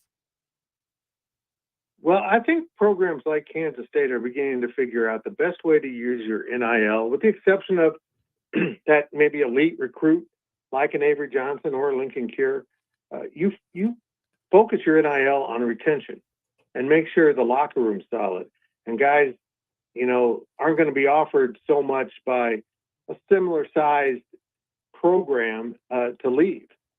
Maybe they're offered more, but is it worth leaving for? And I think they've done a good job with that. They've really focused on retention. And now that Kansas State's getting its NIL up and being very competitive, I think they're in a really good spot. I think they have an opportunity here to have a stable roster in an era of instability. And, oddly, I think that's an advantage of being where in the pecking order of Kansas State or Kansas or Iowa State is. If you're a big dog, you got some 4 and maybe even 5-star guys sitting on the bench that aren't going to stick around for long. And you probably don't want to focus your NIL too much on them because you're looking for the next guy that you're going to pay NIL to. So, I think they're in good spots.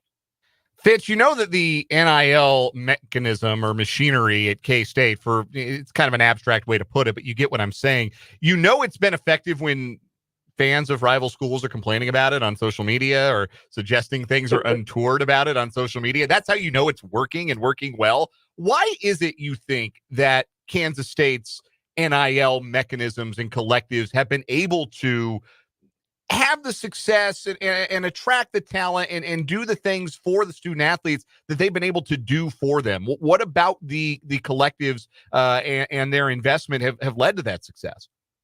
Yeah, it's kind of amazing. K-State is, particularly on the basketball side, broken free with really strong NIL offerings. And I think some boosters for K-State recognize that, hey, look, we have an opportunity here to get K-State basketball to where it was for 50 years, before Lon Kruger stepped away in the 1980s. And so if they can get that back on track, that'll be huge for the fan base. But that seems to be a real point of attention for the donors that have the money to make a difference and can do so now without an NCAA infraction. They're going all in basketball while not ignoring football either. But they see an opportunity in basketball to be an elite national program. And now with NIL, you can do that. You can buy that status if you get the right players. Couple more questions for Tim Fitzgerald at GoPowerCat.com as he joins us for the Wildcat Wrap-Up here on the Fleming Place Wine and Spirits Hotline. Again, Fitz, the publisher at GoPowerCat.com, part of the 24/7 Sports Network. Had a listener the other day ask us in our YouTube comments about the backup quarterback situation at K-State. Sounds like that's Tyquan Roberson's job to lose, the transfer in from UConn. What have you heard about the other quarterbacks on the roster? Obviously, Avery Johnson, pretty settled as QB1 and pretty exciting. But what have you heard about the other quarterbacks on the roster and how that depth chart is going to shake out? Yeah, when you're so good, you run off literally every other scholarship quarterback in the room. You're in pretty good safety there. You've got the job. Jacob Knuth has made a step forward. And let's be blunt here. They went out and got Tyquan Roberson because they weren't quite set on Knuth as the backup. And now we've got a real competition. Now, Roberson's still in the learning process of figuring out this offense, and Knuth's, well advanced of him. So when we go to practice and see kind of their rotations at quarterback, it's quite often Knuth still the number 2. So there actually is a little push there, but you've got a good pairing. You've got someone who's seen a lot of football, who's been through the injuries, has lost a position because of injury and gained a position because of injury, so he knows how it works. Anymore in college football, you need a 3D at quarterback. And you look back to the 22 season, and it's entirely possible the difference between Kansas State beating TCU in the regular season as opposed to the loss was a third-string quarterback, which they got down to for a few snaps, and it was a horrible interception. So if you're good all the way through quarterback 3, at least solid, like Kansas was last year, we saw they had to go to their number 3, then you're in pretty good shape. Fitz, one quick one from the rest of the Big 12. We were discussing this earlier this hour on the program. Of these 3 unranked Big 12 teams, which one do you think will have the best season? Iowa State, West Virginia, or UCF? Iowa State. I think they're people are sleeping on them. They really found themselves down the stretch last year. That win at K-State to finish off the regular season was huge. I thought Matt Campbell did a great job last year, kind of riding that ship after a rocky start. And he returns an awful lot off that team. I think people are sleeping on Iowa State. I really do believe that last game of the regular season when Kansas State goes to Iowa State might decide one or possibly both teams that are going to go to the Big 12 championship, depending on records and how Utah's doing out there. But that's going to be a huge game to wrap up the season for the Wildcats. Fitz, you agreed with me, so I can tell you are objectively correct. Yes. Yes, we are very intelligent men. Tim Fitzgerald of GoPowerCat.com joins us every Wednesday here on 580 Sports Talk for the Wildcat Wrap-Up. Go be a VIP at GoPowerCat.com, part of the 24/7 Sports Network, for all of the best inside information on K-State athletics and any other school you want to. I mean, the VIP pass 24/7 Sports gets you a lot of great info, but the best K-State info from GoPowerCat.com, and the best Tim Fitzgerald joining us here on 580 Sports Talk. Fitz, it's always a joy. We'll talk to you again next week. Thank you, boys. I still love you. I wasn't ignoring you. we appreciate the clarification. Tim Fitzgerald of GoPowerCat.com. The best of the best. Absolutely. Especially because he agreed with me. No, well, yeah, you have that going for you. Fitz was not mean to me. Coming up in the 5 o'clock hour, Mitch Holthus will join us. We'll also have our sports headlines to lead things off in the Kansas Drive to Zero studio on 580 Sports Talk.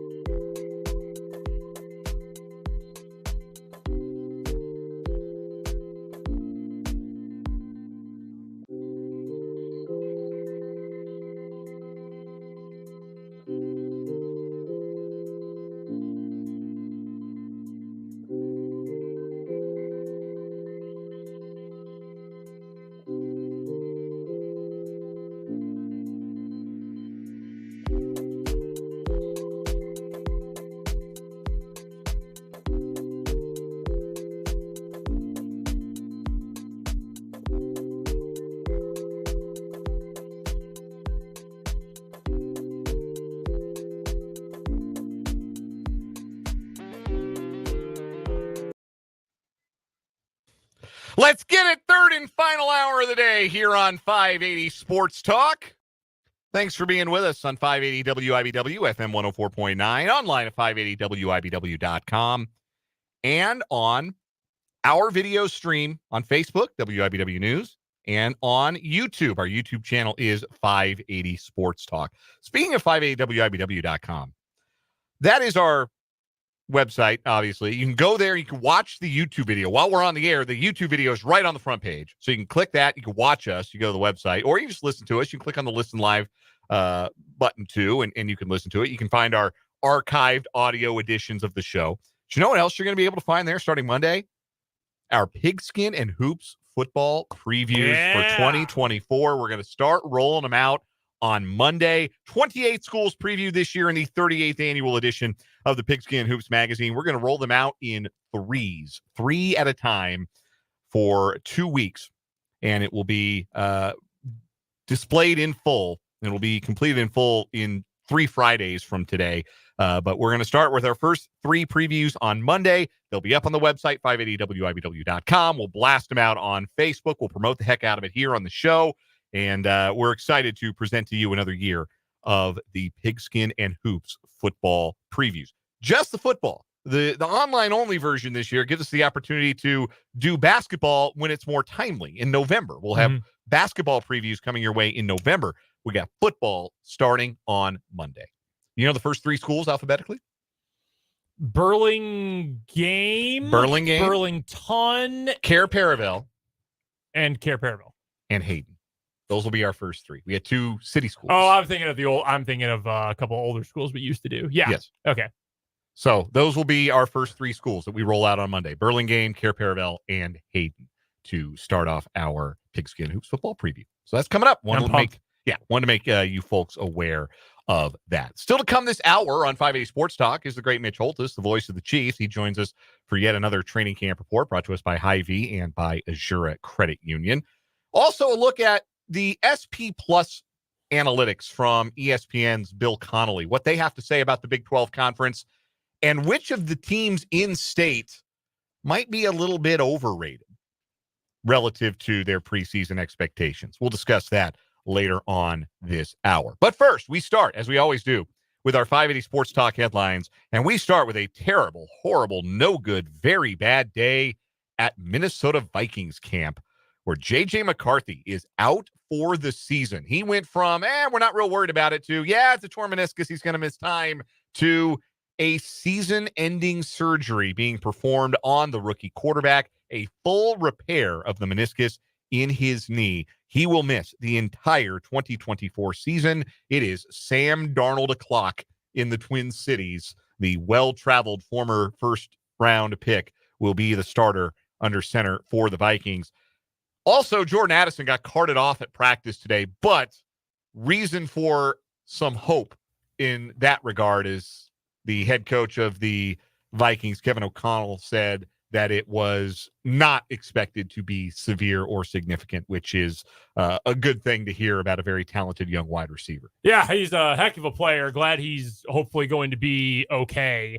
The J.J. McCarthy news sucks. He was, like we said yesterday, probably not going to start the year as their starting quarterback anyway, but if you could have gotten him in week 8 or 9, that probably would have been good for Minnesota. And to lose, for football purposes, you lose a year of your cheap first-round pick quarterback. That sucks, but I feel bad for the dude. I really do. It's been a rough, I would say, 2 months for the Vikings between the off-field stuff and then their cornerback that they selected in the draft. Yeah, Kerry Thomas. In a crash. It's been a tough offseason. They have. They've had a very difficult offseason. And I am disappointed not to see J.J. McCarthy. Like I said, I was telling you yesterday, Spencer, and it's not a knock necessarily. I guess it is a knock on Jaden Daniels.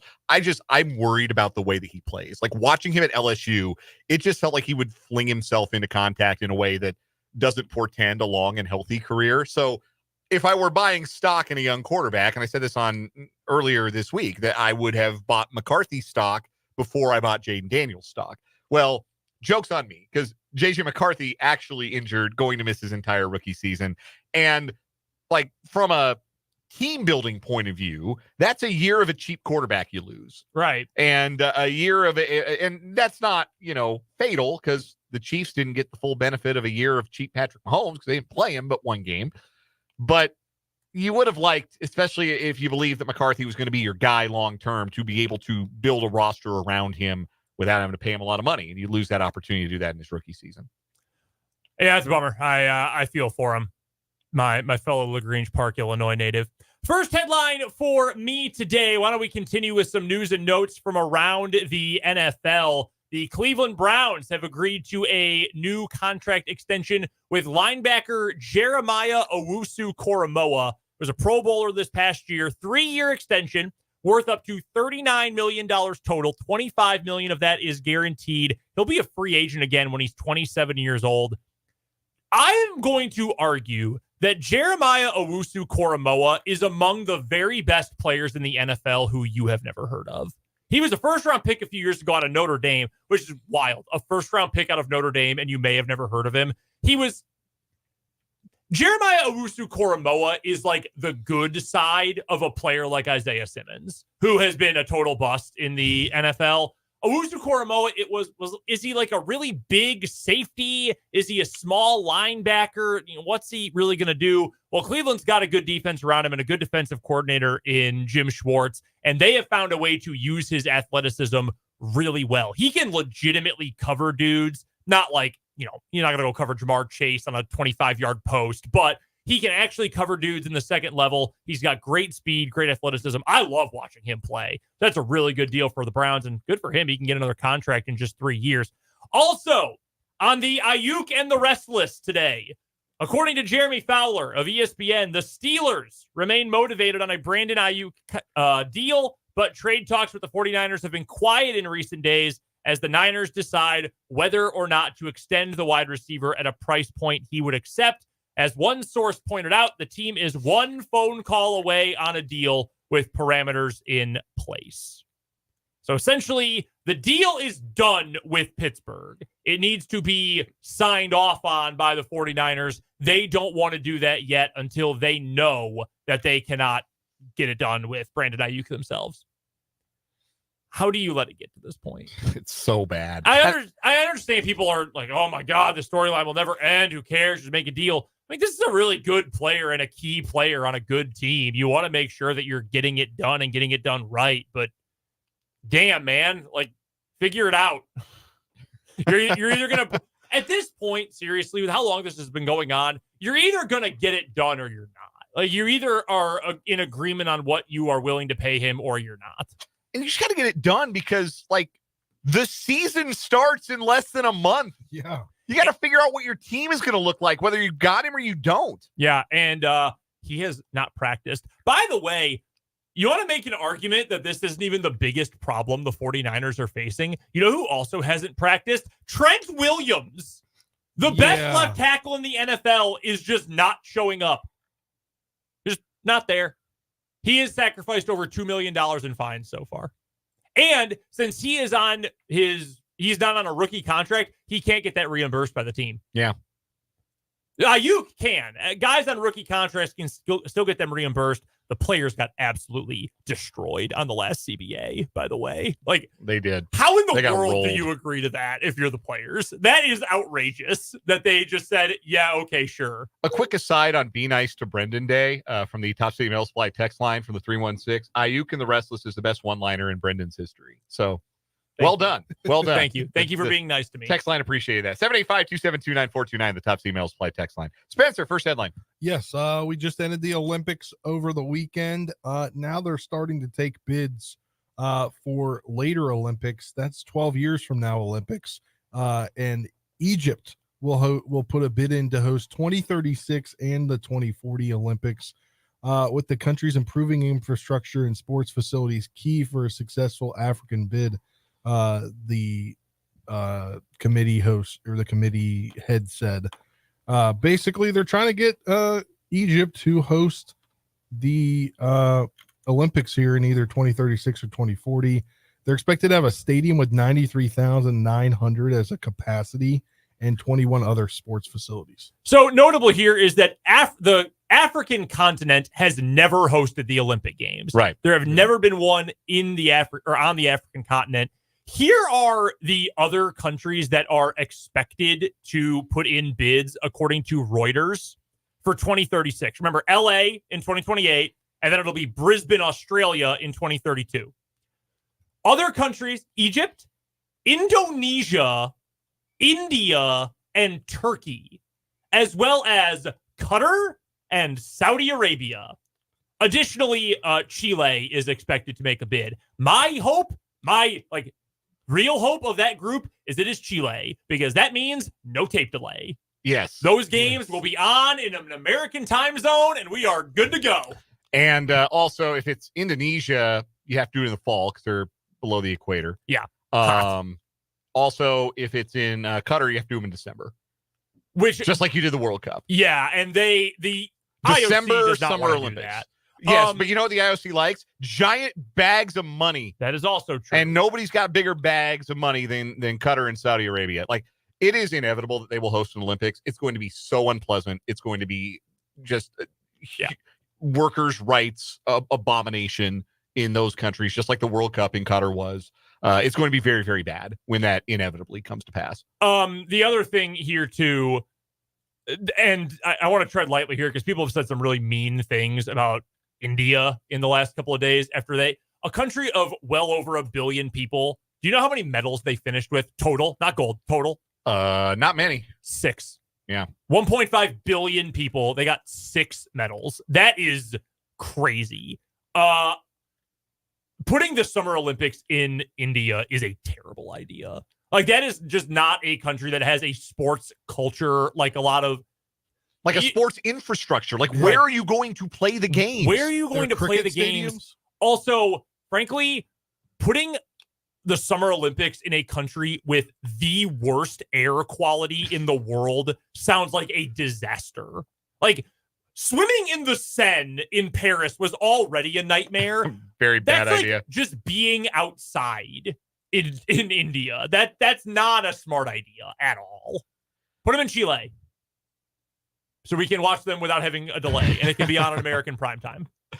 Next headline for me, we have more stadium news, stadium drama out in Kansas City. It sounds like the Royals in the city are studying a new site for a downtown stadium, Washington Square Park, just north of Crown Center in downtown Kansas City. Crucially, the reporting from Sam McDowell of KansasCity.com notes that Mayor Lucas would like to avoid having a vote and would just like to get it run through the city council. I am shocked by that. Yeah. Well, they put it to the people once. The people told the Royals and the city government what they thought of the idea. And so now it's time to just let the city council vote and not the will of the people. This was always the next step. They were always going to circumvent like a public vote and just get the money approved by the city council, like what happened in Charlotte with David Tepper's upgrades to Bank of America Stadium there for the Panthers and for Charlotte FC in the MLS. Like, they just went to the city council and said, That's "Hey, what they're doing in Tampa, I believe, for the baseball stadium." Yeah, exactly. Yeah. It's just, the people had a say, and that's nice. But now we're gonna go through our government to make sure that this gets done. Well, I think they also have more incentive to maybe work something out in Missouri because yesterday it was reported that sports betting will be on the docket or the ballot, in November for Missouri. And I don't know if that's going to pass. I would expect in most states it has. It will just depend on, how it's presented on the ballot. But yeah, there's a little bit more money on that side of things now. And Kansas had a window where it was legal here and not in Missouri. That looks like that window might be about to close. But yeah, I am not surprised that this is the next step. This is where we've gone here to a point where yes, the next time the Royals have an idea for where to put a stadium, we're not going to put it to a public vote. We can't afford to lose again because we can't afford to lose the Royals. I would be so mad if I lived in Jackson County. So you can come up with another garbage plan, because that's what the first one was. It was a garbage plan. It was not a good plan. That's why it did not get defeated, because the people of Kansas City don't want to keep Major League Baseball in the NFL. That is not what happened. What happened was the plan stunk. It was poorly elucidated, and the people who came out to vote had a lot of interest in seeing something that made more sense, that was more beneficial to the people living there. Like, we can say all we want about, oh yeah, downtown ballparks are super cool. I happen to agree with that. I happen to think that a downtown ballpark would be awesome for the Royals. I don't live there. Like, end of the day, the people that live there are the ones that are, directly impacted. And if it's not good for them, they're going to vote no, just like anything else. If it's not good for the people, it's not good for the taxpayers, they're going to vote no. It's got nothing to do with how much they love or don't love the Royals and the Chiefs. Yeah, come up with a good plan, and people are going to be completely okay with it. One more real quick headline for you, Dan. Some notes on KU basketball recruiting. This is from Travis Branham of 24/7 Sports. Writes this week that KU is in the driver's seat for Darren Peterson, point guard and number 3 overall player in the class. He also said he thinks KU could have the number 1 class in the country, given who they're targeting. Also said KU is in the driver's seat for Sebastian Williams-Adams, top 35 player in the class. I know some folks in the know who love that dude and think he's super underrated, think he's a great Bill Self player. So Bill Self, when he talked about getting back into the real big-time recruiting, he was not kidding. Darren Peterson's a hell of a player. Yeah. And that's one and done caliber player. The prolific preps Adidas, right? Yeah, and he's actually has moved schools in the last year, but he's gone to 2 different Adidas schools. KU is banking on that helping them. And if it doesn't, KU's got to rethink Adidas. Because if they're not helping you get recruits, then what are they doing? Look, that's the whole point. Bill Self made it very clear. You guys are here to help us get some real guys. Mm-hmm. That is on tape. Yes, it is. That is on tape. That is the relationship. That is the point of the relationship between Kansas and Adidas, just as it is the point of the relationship between any other major program and the shoe company that sponsors them. The point is to get you some guys. Mm-hmm. So that will conclude our 580 Sports Talk headlines for today. We're going to take a quick break, come back with the voice of the Chiefs, Mitch Holthus, for another training camp report here on 580 Sports Talk from the Kansas Drive to Zero studio.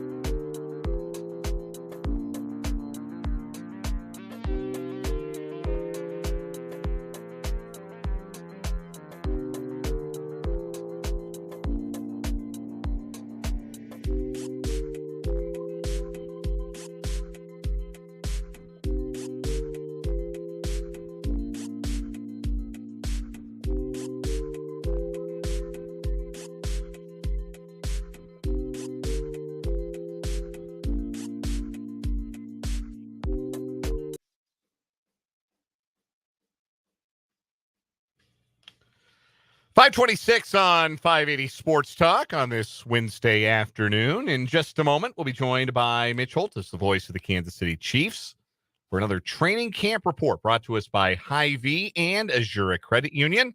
Contact Crystal Rippey, Kirsten McCall, or Kristen Ambergy about the credit union advantage in getting your first or next home loan. The training camp reports become a bit of a misnomer after tomorrow because tomorrow is the final practice in St. Joe. And everybody packs up and goes back to their places of residence. And the practices following preseason game number 2 are all held at One Arrowhead Drive and in the team's facility close to home. But we will continue on with Mitch next week and the week following at this same time here on 580 Sports Talk. We are out to Mitch right now. While we await Mitch, I wanted to bring up one quote we didn't hear earlier from Dave Merritt, the secondary coach for the Chiefs. And I don't know that this is going to be particularly well received by one person in this room in particular. So when asked about size of cornerbacks, and actually we'll get to this coming up in just a moment because we've got a special guest on the line. Yes, we do. We are now joined via the telephone line by Mitch Holthus, the voice of the Chiefs, for a training camp report. Mitch, you left us with the teaser yesterday. We were going to talk about the most underrated player on the entire 91-man roster, and I was able to guess it correctly after you went off the air. This is a player who I think every Chiefs fan knows, maybe doesn't appreciate as much as they should, but definitely known well in Chiefs Kingdom for his contributions. But I think if you went outside of the kingdom, this would not be a player that people would come up with if they were doing the Chiefs roster Sporkle quiz, and they should. This is a name that should be well known. Mike Dana is absolutely one of the most underrated players, I think, in the league, and you argue on the Chiefs. I would say that. Now, the Chiefs, of course, everybody knew about the re-signing of Chris Jones, which was the biggest re-sign of any team in the league. But the one that snuck under the radar was Mike Dana re-signing with the Kansas City Chiefs. If he signs in the division with any of the other 3 teams, or in the AFC, let's say with the Bengals or Ravens, I would have been really concerned. Mike Dana, in his 4 years, class of 20, going into his 5th year, has had, if you look at his career, 17 sacks, that's pretty good, 39 quarterback hits, that's okay, 4 forced fumbles. But when you look at the playoffs the last 2 years, in the 2022 run to Super Bowl 57 championship, he had 8 impact defensive plays that helped determine those games. And last year in the playoffs, he played 183 snaps in the postseason. But where his value is, and this is where Steve Spagnuolo loves him and why the Chiefs really wanted to re-sign him, was the fact that he can play every defensive line position there is. And I asked him about being underrated and being so versatile. And I'm telling you what, he is a warrior dude. And he will answer the call wherever that call may be. You know, whether they need me at nose, 3-tech, DN, or, whatever, man. But whatever opportunity I'm faced or, that's presented to me, I try to maximize it as much as I can. About raising the bar each year. And, you gotta put a little more time in each year to detail things and make sure you're still learning about it, So, I take that stuff with, with my pride and, with a grain of salt because, I love what I do. And, it's my job to be able to be versatile. And I got guys relying on me to do that. So, it's my job and, I'm just filling in my shoes or I'm just doing what I'm asked to do, man. Okay, let's just back up a second. For him to peel off, I play 0-tech, nose tackle, 3-tech, inside tech, or outside 5 and 7. He can do it all. That is the guy or gal who is the electrician, the plumber, and the carpenter. They can do your whole job, one person. And that's what Mike Dana does, and does it at a very effective and high level. That's not easy to do. In fact, I bet there's less than 10 guys or 12 guys in the league that can do what Mike Dana does and play all of those spots and do it effectively. He'll be undersized at 260 when he's going up against in the A gap, let's say, with 2 300-pounders. If he does play 0-tech, and he does, which is the nose tackle, he has 3 300-pounders plus that he's got to deal with. And, hey, the Chiefs, I think our fans really underrate him. But the Chiefs brass and coaches don't. They love him, and he's so valuable, and he helps win championships. When the offseason arrived, Dana kind of felt like a player where it could have been easy to see another team maybe extending a multi-year offer, kind of like what Willie Gay got from New Orleans and bringing him into the fold elsewhere. And it was a little surprising that there weren't more bids for Dana's services. And I think that speaks to his underratedness, if that's a word. If it's not, I just invented it. The fact that the Chiefs were able to play out their offseason, circle back to Dana, and then agree to terms to keep him around for the long term. And like you said, versatility. It's a theme on this defense. We've talked about it a lot with the defensive backs in particular, but it's also something that makes you really valuable up front when you can play all those positions, because there just aren't a lot of guys like that in the league. Not at all. And it's hard to be a safety corner combo. We talked about those guys. We talked about Shamari Connor 2 days ago or yesterday. That's hard to do. But none of it is as hard as trying to be a guy that can play inside and outside at 260 pounds and be as effective as Mike Dana is. He can 2-gap, 1-gap. He's got so much quickness. He makes plays. He sets up plays for others. He basically is Talladega Nights, and he's Cal, what's his nose? Cal Naughton Jr. He's Cal Naughton Jr., baby, shake and bake. He will set up and get Chris Jones, a big player, George Karlaftis, because Dana will set it up. And then he'll get it on his own. If you single block him, he'll whiz by you and make a big play. I really thought we would lose him. I just didn't see any way we could keep him. Paying Chris, we had Snead on the table.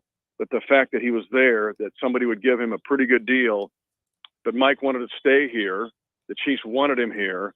Joe Cullen stood on the table for him as defensive line coach, and so did Steve Spagnuolo. Because to your point and what you're alluding to, he totally fits a Steve Spagnuolo player. It just happens to be up front, where it's really, really rare to find those guys. And Mike Dana is one of those guys. Mitch Holthus is our guest, the voice of the Kansas City Chiefs, joining us for our Chiefs training camp report on 580 Sports Talk, brought to you by Hy-Vee and Azura Credit Union.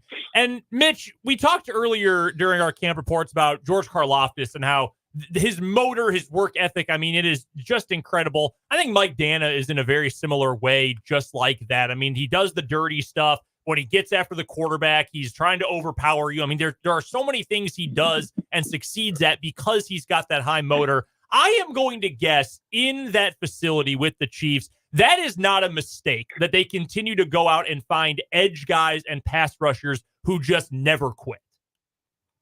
And I think that Felix Enudike-Uzama, the K-Stater, is climbing into that role. He's at least moving forward to join those guys, and I'll put Charles Omenihu in there when he gets off the injured list. But Dan and Karlaftis are two guys that, yes, they totally fit that mold that you just laid out.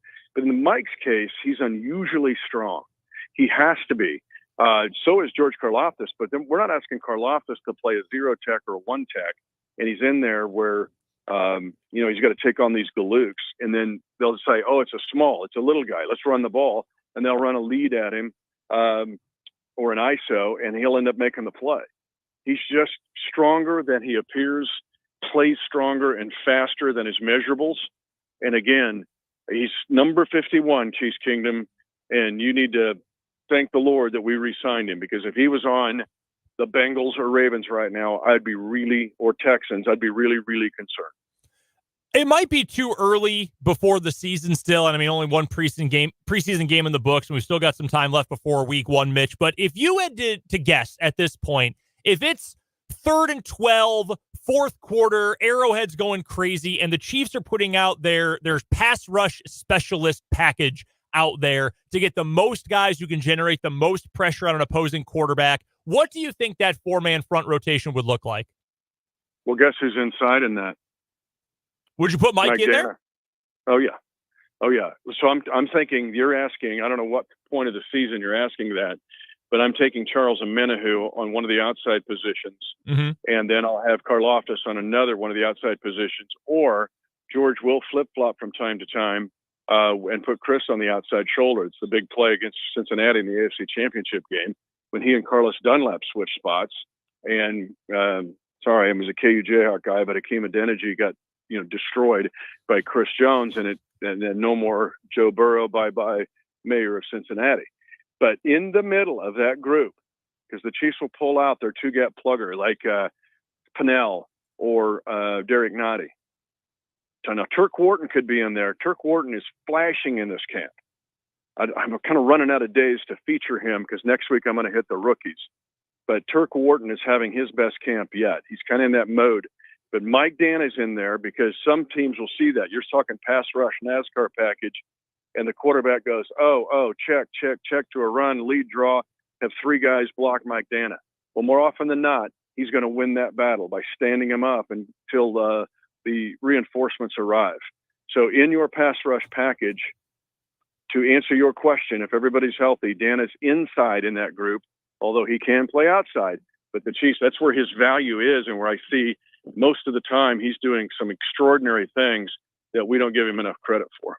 You mentioned Turk Wharton real quick here, Mitch, and I wanted to ask about him because I heard Joe Cullen talking about him at training camp earlier today as being a versatile guy and somebody who has an opportunity to start and play, major rotation snaps at defensive tackle. Is there more ceiling for him to get to? Do you see him improving more as a player? I know he had the big injury 2 years ago. He was coming off of that. He's 2 years removed from that ACL injury now. Do you see him as a player who's continuing to potentially ascend and continue his growth? I've seen it. I've seen it the last 100 days. I've seen it in this training camp. I've seen it, and my question is yes, but I'm seeing it almost every day. He will flash, make a spectacular play, and do it against Tooney or Trey Smith or Creed Humphrey. And you talked me into it. My game preview, I'm going to probably shy away from my normal checklist for Detroit because you talked me into having Turk. Because Turk talks about the surgery and what has happened since the surgery and why he's just a different human and a different player. And if he stays healthy, you're going to see explosive plays from number 98, Turk Wharton. Remember the interception against Washington a couple years ago. And he who was that? That was Wharton, the Division II guy from Missouri S&T. What? Well, you're going to see more of those if he stays healthy because I've seen it in camp. I saw it at mandatory minicamp. I've seen it in the OTAs. Turk Wharton could also have a big year. Mitch Holthus is the voice of the Kansas City Chiefs, and he joins us for training camp reports throughout Chiefs training camp, brought to us by Hy-Vee and by Azura Credit Union. Mitch, who we got tomorrow? The one player who might be feeling the most pressure. He doesn't come across that way, but he might have the most pressure that you don't think about. And he would be one that might be staring at his cinder block wall on his last night of camp because he needs a big year and because there's so much at stake. That's where we get tomorrow. Fascinated to hear it from you, Mitch, tomorrow on the show. Thanks for your time today. We'll talk to you tomorrow. Thanks. And you talked me into Turk Wharton on Friday. All right. Perfect. Yeah. Love it. Thank you, Mitch. That is Mitch Holthus, the voice of the Kansas City Chiefs. Tony? Getting the Tony talk? Jawan Taylor? Real quick, I did want to bring this up because I do think it is interesting. This is from Dave Merritt earlier today. We heard a little bit from Coach Merritt. It was asked about the size of cornerbacks and what the Chiefs are looking for. Said, quote, length is one thing we also want as far as corners because we go against a lot of tall wide receivers. If you have a guy coming in here that's 5 feet, 10 inches tall, trying to stay outside the whole time, eventually that's going to catch up with you with a guy like Mike Williams or some of these other tall receivers. Guys with nice length to them is what we're looking for. Joshua Williams, 6'3", arms 32 inches, 32 and 7/8 inches. That's huge. Jalen Watson, 6'2", arms 32 1/4 inches. Najee Johnson, 5'10", arms 30 3/8. That makes me wonder if they see him as more of a slot guy as opposed to a boundary guy. But that also, when you look at who he is, that's what Marshall is. Like he's going to go to play at a school like Marshall. Yeah. Like he's not, if he was incredibly tall and had the talents that he did, he probably would have gone. Sure. Yeah. No disagreement from me there.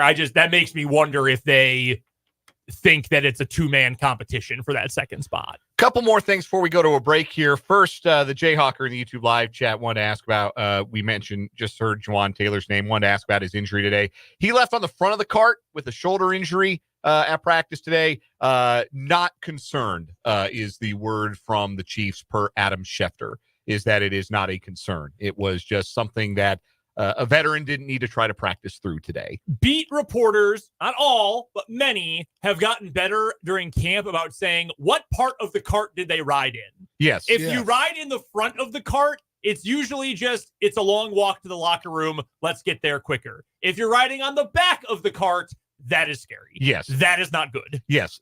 Leaving on a cart in camp is very different than leaving on a cart in the regular season. Yes. Very, very different. So, it's a long walk in St. Joe. Yeah, it really is. So, no concern about Juwan Taylor right now from the Chiefs. Also, we got some breaking NFL news.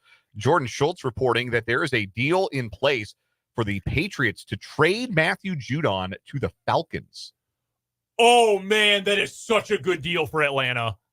Yes, it is. Like, Spencer was going to be edge 2 this year if they didn't add someone. Yeah. And I got props to Atlanta. I can only imagine how this is going to come back to bite them, because I'm sure it will, because it's the Atlanta Falcons. That's a good deal. Somebody has to win that division. It may as well be them. And spoiler alert, I think it's going to be them. This helps. Yes, this helps a lot. They could not get to the quarterback last year. They haven't had a good edge rusher since John Abraham. Their sack leader last year was Calais Campbell, who's 49.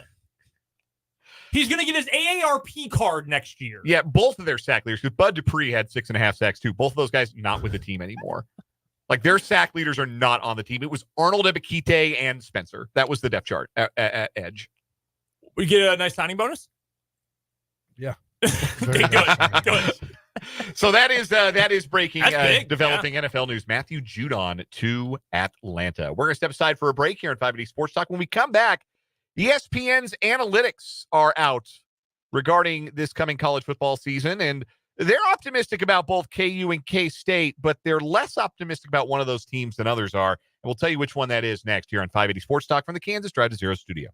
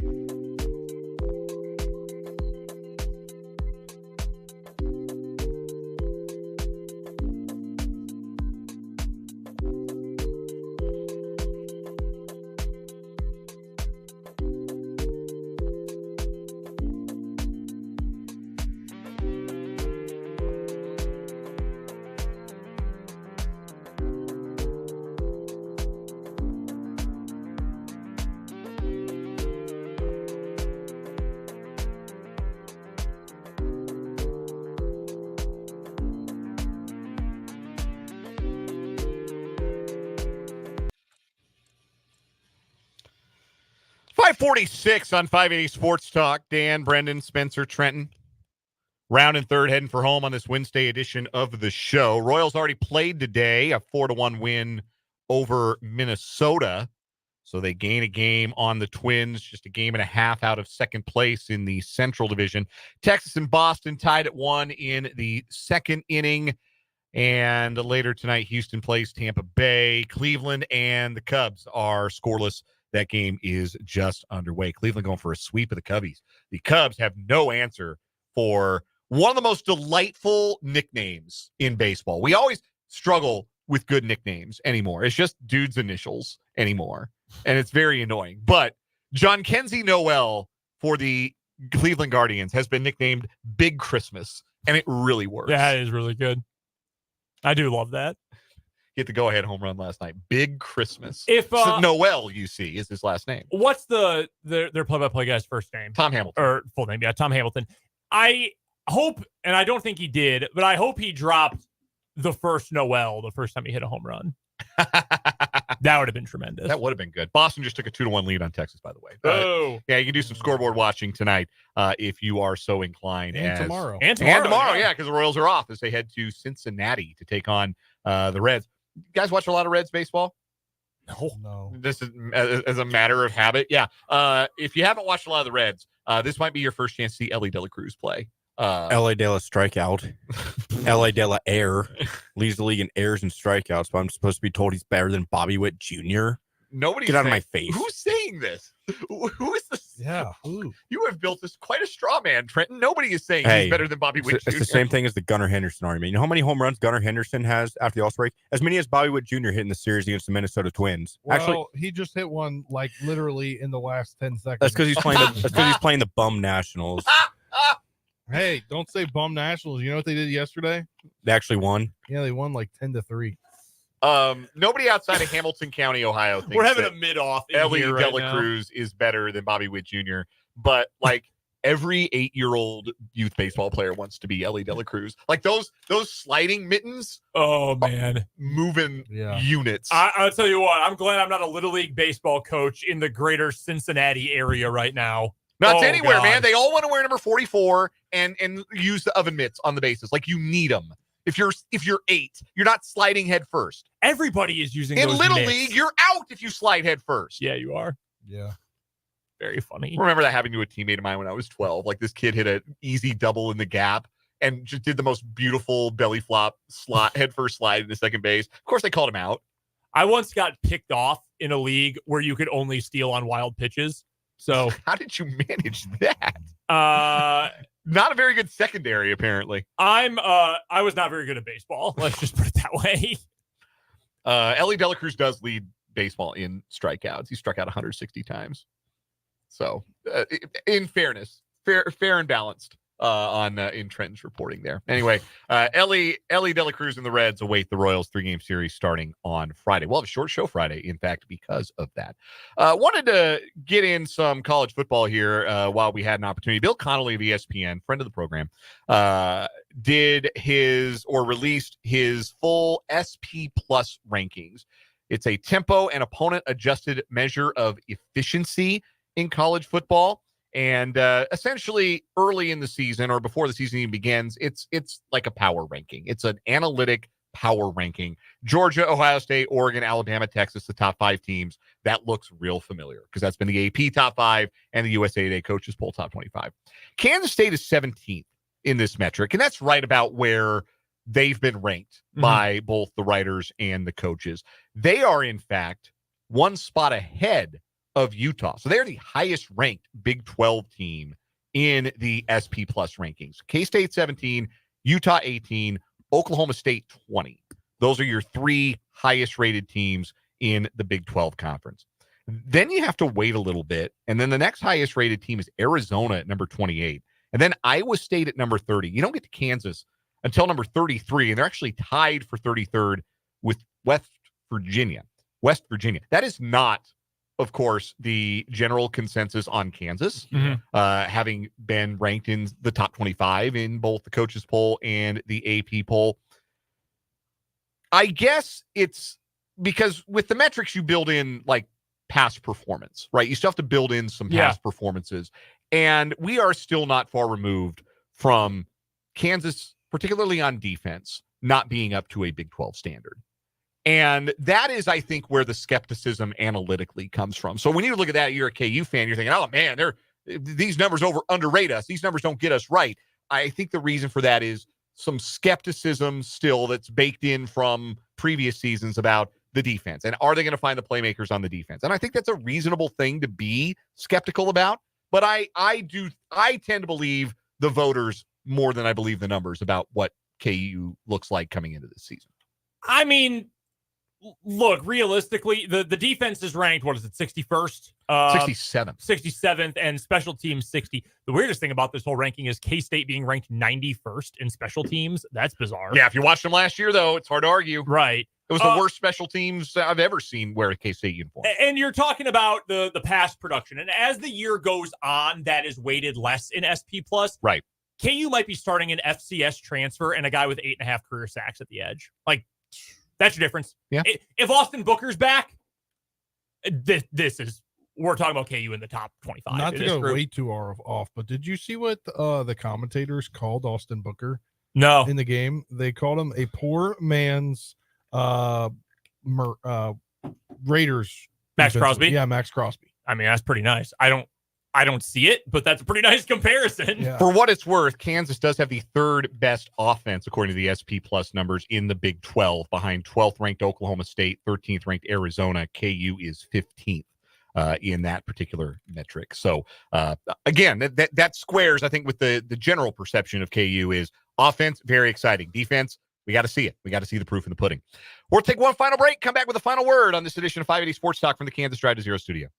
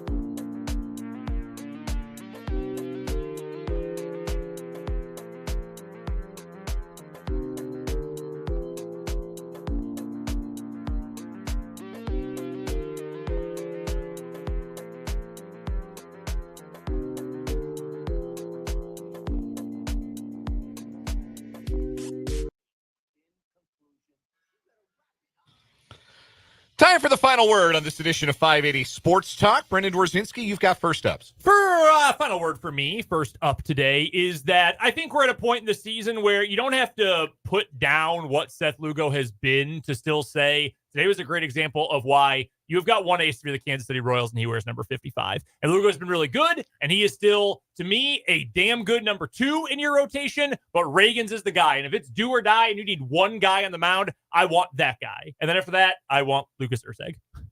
Yeah.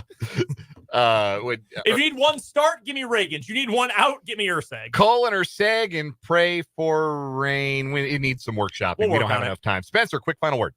Yes. So I have been putting this out there in the auras for a couple since James Wood made his debut for the Nationals. On Twitter, there are multiple tweets of mine that say James Wood, Jackson Holiday. Better than, yes. Greater than. And that rang true last night in their matchup. James Wood went 4 for 5, had 3 runs scored and an RBI. And Jackson Holiday just went 1 for 4 and struck out. And Jackson Holiday's hitting 167, by the way. Hang the banner at Nationals Park. James Wood had better game than Jackson Holiday. Hey, 8, James 13, Wood 24. also grew up a fan. You guys have real banners now. Yeah, I can't make those. I can't make hang the banner jokes. I don't have a lot of time for a final word today, so I'll just say Cole Reagans was awesome. The starter went deep. The Big Dogs ate. The Royals won a game that they had to win, and it's a happy flight to Cincinnati. We'll be back with you tomorrow from 3 until 6. For Trent Kraxner, Brendan Rosinski, and Spencer Dupuis, I'm Dan Lucero. This has been 580 Sports Talk. Have a good one.